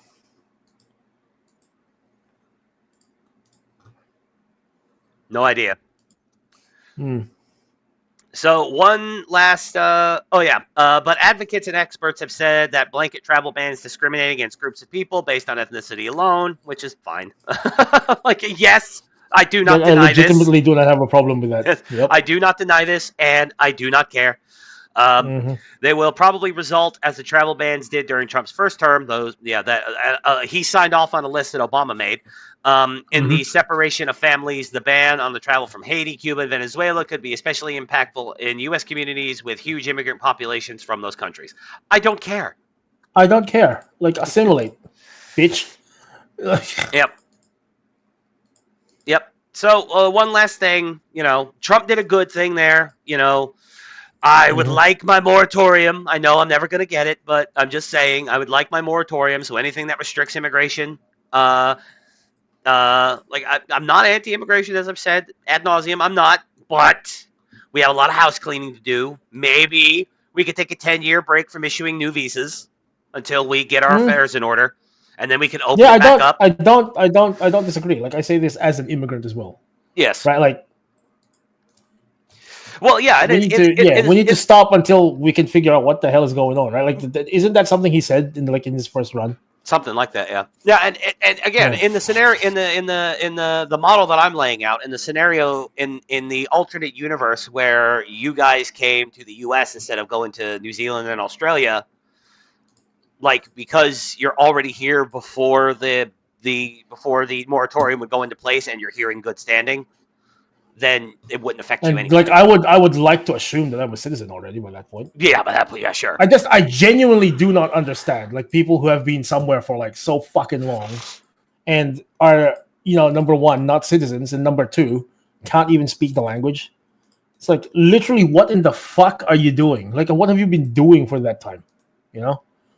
I genuinely will never understand that shit. And that kind of thing, like, pisses me off to no end as well.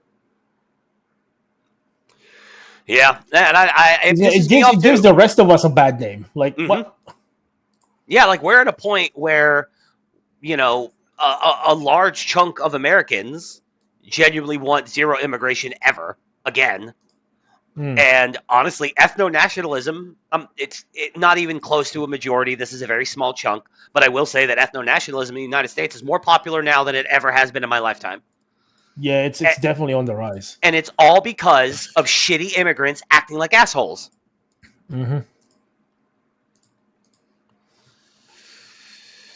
And it could be worse. Like, we actually could have like a Canada problem where they imported so many Indians that the Indians are actually Indians that immigrate to the United States haven't become, like, other than them doing stuff like buying up businesses from white people and then firing all the white people who already work there and then replacing them with their cousins and shit like that and their children.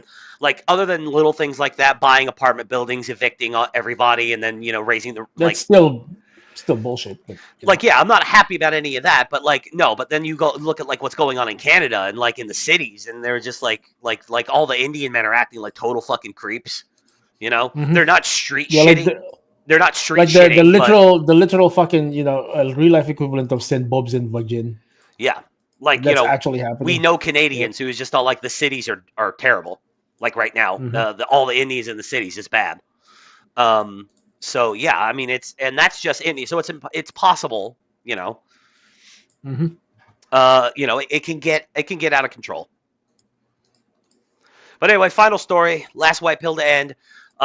Navy ship, the USNS Harvey Milk, will be renamed as part of the Pentagon's warrior culture shift. Yeah, I never understood why that shit was even a thing. Why the fuck did, like, look, even fuck if, like, Harvey Milk. Dude. Yeah, even if you're like Speaking of whom, actually, I mean, either way, that's the reason why that was brought up, is because Harvey Milk was one of those cunts who fucking said that Jim Jones was was a man of the highest character. Yeah.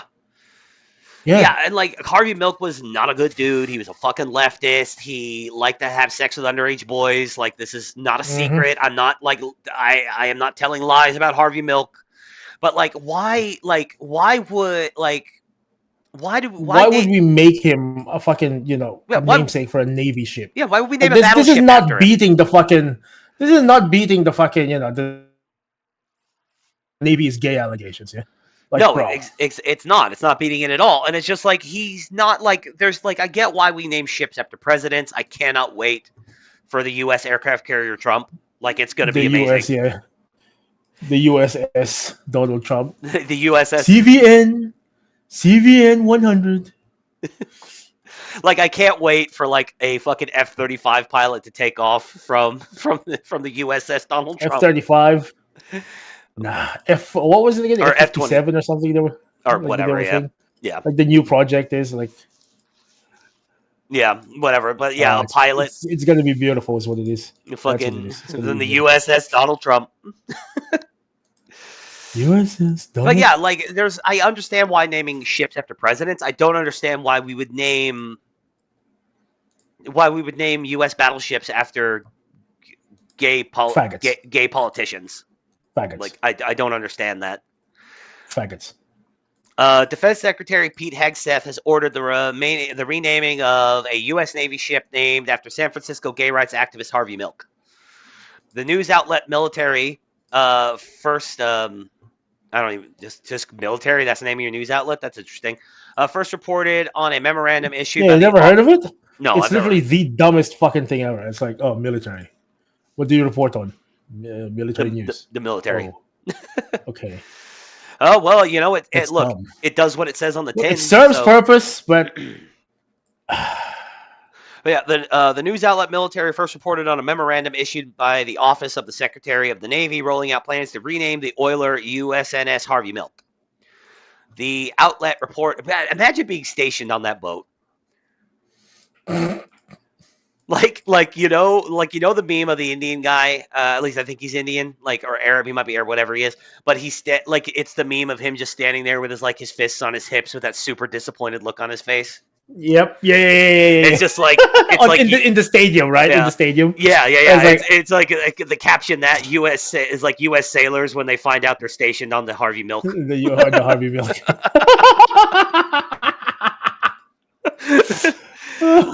So yeah, just imagine it's like, oh, what ship have I been assigned to?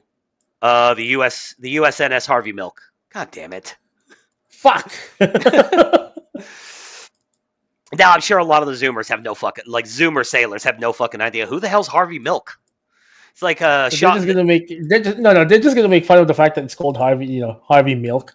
And then when they find out, what he was, they're just gonna be disgusted. Dude, wouldn't you be? Yeah, your fucking ship is named after Harvey Milk, and what was he? A fag? Bro. Yeah. Outlet reported that the defense official said the U.S. Navy was making preparations to strip the ship of its name, and that Hegseth had directed Navy Secretary John Phelan, or Phelan. John Phelan? Phelan, Phelan.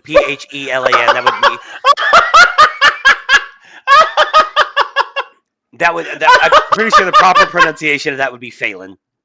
I don't give a fuck. It sounds so bad. But has directed Navy Secretary John Phelan to do so. Military also reported the official saying the timing. It's John fucking Phelan. It's not that funny. It is. Fuck you. That's horrible. Military also reported the officials saying the timing of the announcement during Pride Month was intentional. Yeah, it was. Yeah, it was 100% intentional. We're talking about fucking Pete Hegseth here. Yeah, and it's I am so happy to see like the regular people who, and most Americans would still just be all like, yeah, I don't really care about Pride, but Pride is gay. You know what I mean? Yeah. In the pejorative sense, no, but I mean in the pejorative sense, it's like, listen, my cousin's gay, my brother's gay, my best friend's whatever. It's just like, I don't hate gay people, but Pride sucks. But fuck you, seriously. Just go away. Yeah, stop with the rainbow flags. It's dumb. Nobody wants it. Yep. The memo directing the renaming of the ship said the move is meant to mark a shift in culture in the Department of Defense and U.S. Navy in alignment with President and SecDef objectives and SecNav priorities, reestablishing the warrior culture. They should rename the ship. They should rename the ship the USNS. Fuck. Fuck, dude. What was the name of the fuck? What was the name of the fucking Finnish guy? Or wait, what? Shimo Haiha. Well, no. The one who joined the Nazis just so he could kill communists, and then he joined. Fuck yeah, no. His name escapes me at the moment as well. But yeah, but no, I know exactly what you're talking about. The guy who joined like 3 different armies just so he could keep fighting commies. Yeah, just because he hated communists so much. He's like he only reason why he joined the Nazis was so he could kill more commies. Yeah, name it after that guy. I just fucking hate Nazis, simple as. Or not Nazis, hate commies, my bad. Hate commies, simple as. Don't like the Nazis, but I hate the commies, simple as. It's like, listen, I was given a choice. I could work with one group of socialists to kill the other group of socialists. and I'm Finnish, so I really hate Russians on top of hating communists. So I decided to side with the German socialists to kill the Russian socialists. And then when the war was over, I joined the Americans because I realized I also hate Nazis. Yep. Yeah, name it after that guy. Beautiful. Yep. The Americanization, the Anglicization of his Finnish name was like Thorn, something like that. Yeah, something like that. His name was like... you know what? Yeah, you know what? Let's just look at it. He's like soldier who joined 3 armies to fight communism. Lori Alantorni, known as Larry Thorne. Yep, the USNS Larry Thorne. That's what they should name the ship. And it would trigger the left so bad. You named the ship after a Nazi! I'm like, yes, he's the only man who was ever in the German military who's buried at Arlington Cemetery. Yep. So eat shit, lefties. Get fucked. But yeah, or fuck it, we could just like, yeah, he wasn't an American, but we love the state, we love the saying, I don't know, I've only ever killed communists. Or that guy. Yeah, the Polish guy, right? Isn't that the guy you named? No, that's not, that's a Polish guy. It's a Polish guy. Oh, no, you thought I was talking about White Death. No. Yeah, that was the original. Yeah, that was the original. Yeah, Simo Haiha. But no, the guy that you're talking about with like where he got asked, how does it feel to kill people? Yeah, like, I don't know. I've only ever killed communists. Yeah, the fucking based. Yeah. Well, name the ship after that guy. Fox News Digital reached out to the Department of Defense and U.S. Navy, but did not receive a response because they said "fuck you." It's like, yeah, you're Fox News, but fuck you anyway. In an email, in an emailed statement sent to Fox News, Chief Pentagon spokesperson Sean Parnell Sean Parnell did not deny the renaming of the ship, but indicated that further name changes may be coming. Secretary Hegseth is committed to ensuring that names attached to all DoD installations and assets are reflective of the Commander-in-Chief's priorities, our nation's history, and the warrior ethos. Parnell said that any potential renamings will be announced after internal reviews are complete. The USNS Harvey Milk was named after Milk in 2016 during the Obama administration, shocking absolutely nobody. Yay! The ship completed its maiden voyage in 2024, arriving in San Francisco with much fanfare. According to the Harvey Milk Foundation, Milk was a, quote, visionary civil and human rights leader who became one of the first openly gay elected officials in the United States when he was elected to public office in San Francisco in 1977. He had a movie made about him where he was played by Sean Penn. I remember that. The movie was just called Milk. I think James Franco was in it too. I think James Franco plays his boyfriend. Don't quote me on that, though. The foundation said that Milk enlisted in the Navy in 1951, but resigned in 55 at the rank of lieutenant junior grade, quote, after being officially questioned about his sexual orientation. The renaming has been soundly condemned by Nancy Pelosi, of course, who called the move a shameful, vindictive erasure of those who fought to break down barriers for all to chase the American dream. Yeah, while he was doing that, though, he was fucking 16-year-old boys. So, nah. And promoting cult leaders. So, yep. Quote, as the rest of us are celebrating the joy of Pride Month, most of Americans No. June is officially for me one of two things: Men's Mental Health Awareness Month, or the month for the Sacred Heart of Jesus. Fuck these people. I'm sure. I'm with you. Either one is fine with me. It is my hope that the Navy will reconsider this egregious decision. I doubt it, Nancy Pelosi.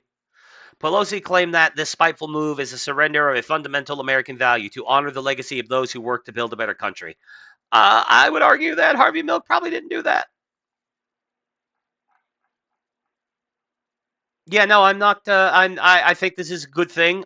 Even if, like, okay, let's go ahead and say that Harvey Milk never, like, there's no evidence that he ever had sex with a 16-year-old boy. Everything else was the same about him. And let's say, here, let me just hypothetically, let's say, no evidence that he ever had sex with any 16-year-olds.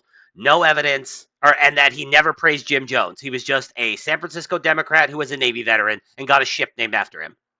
He's, not really like, we need to name our warships after warriors. I think that's, I think that's a consistent thing that you should do with the military.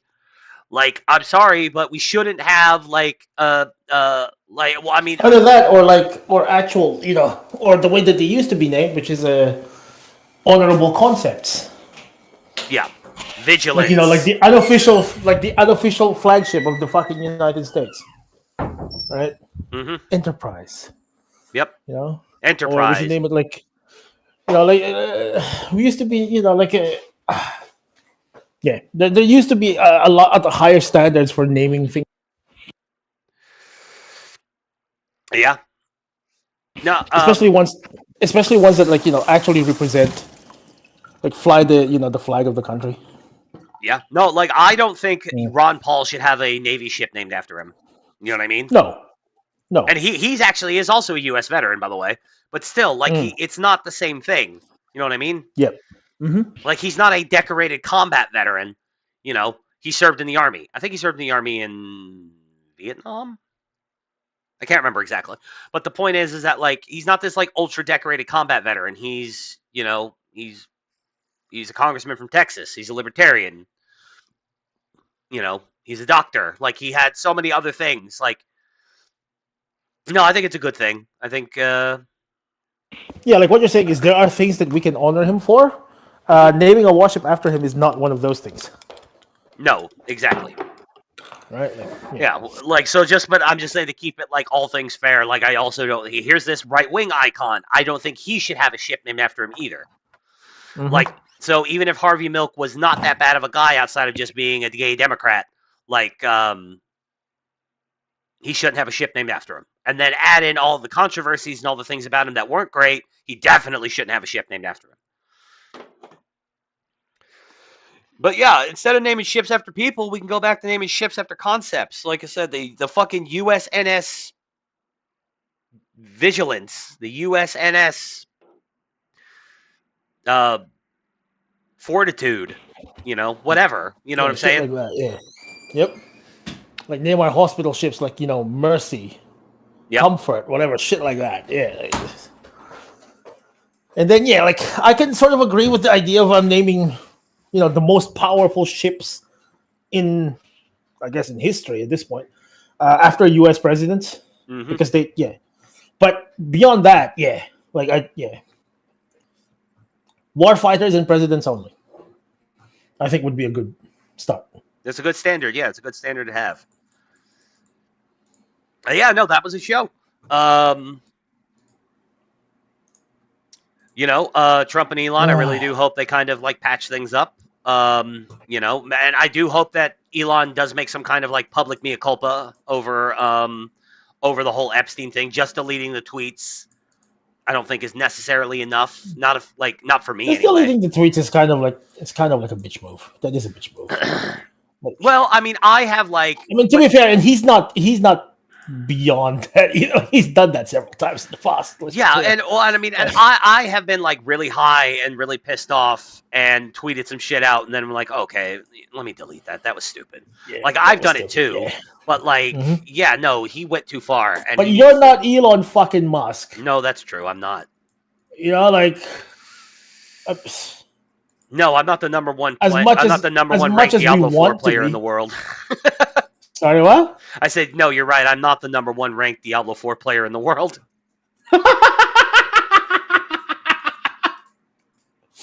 Who pays Indians to fucking play his games for him? Just because. Look, I don't have time to grind for levels. Just grind him up to max, and I'll take it from there. Like, Yep.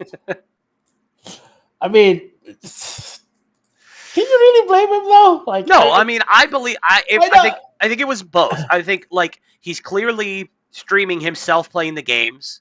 He does love to play these games, and especially once, and from what I understand, once he finally learned how to properly play Path of Exile 2, that he doesn't seem to be that bad at it. But when he first did the stream that caused all the controversy, he didn't know how to play the fucking game because he had like an intern or an Indian bot farm or something like that grind his character for him. You know, here's this character that I made, get it to max level for me, get me some good gear, and I'll take over. And and him and Asmongold got into a big fight over it. Can you really blame him for it? No, like, no, I can't. I mean, the I man wouldn't runs do a that. fucking.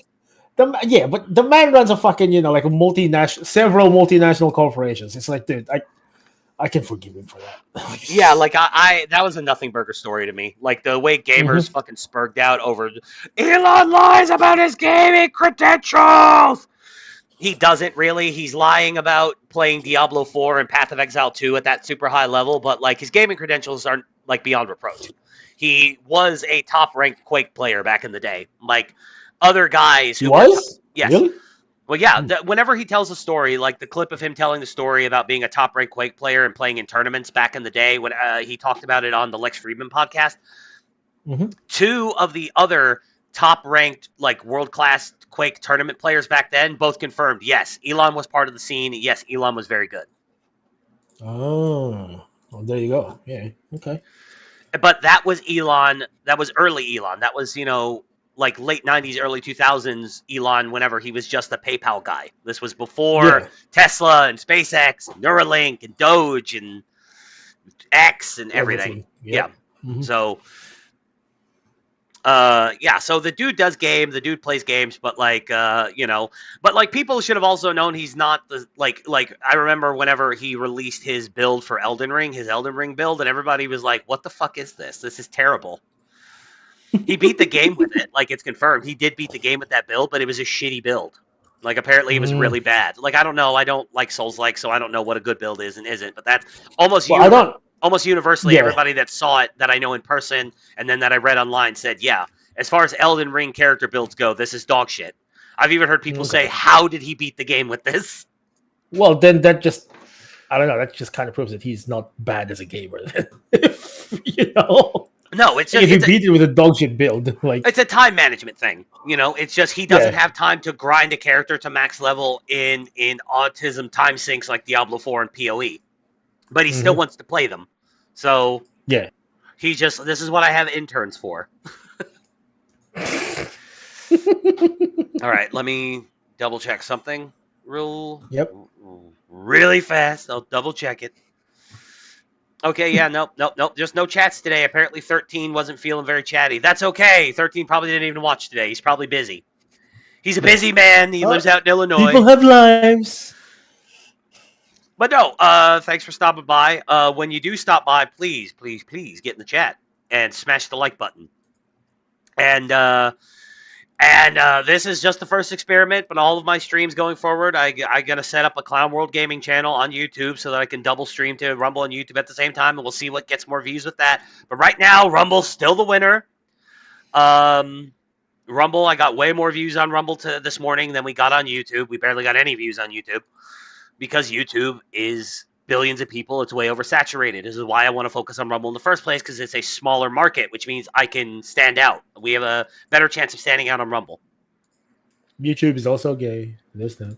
Yep.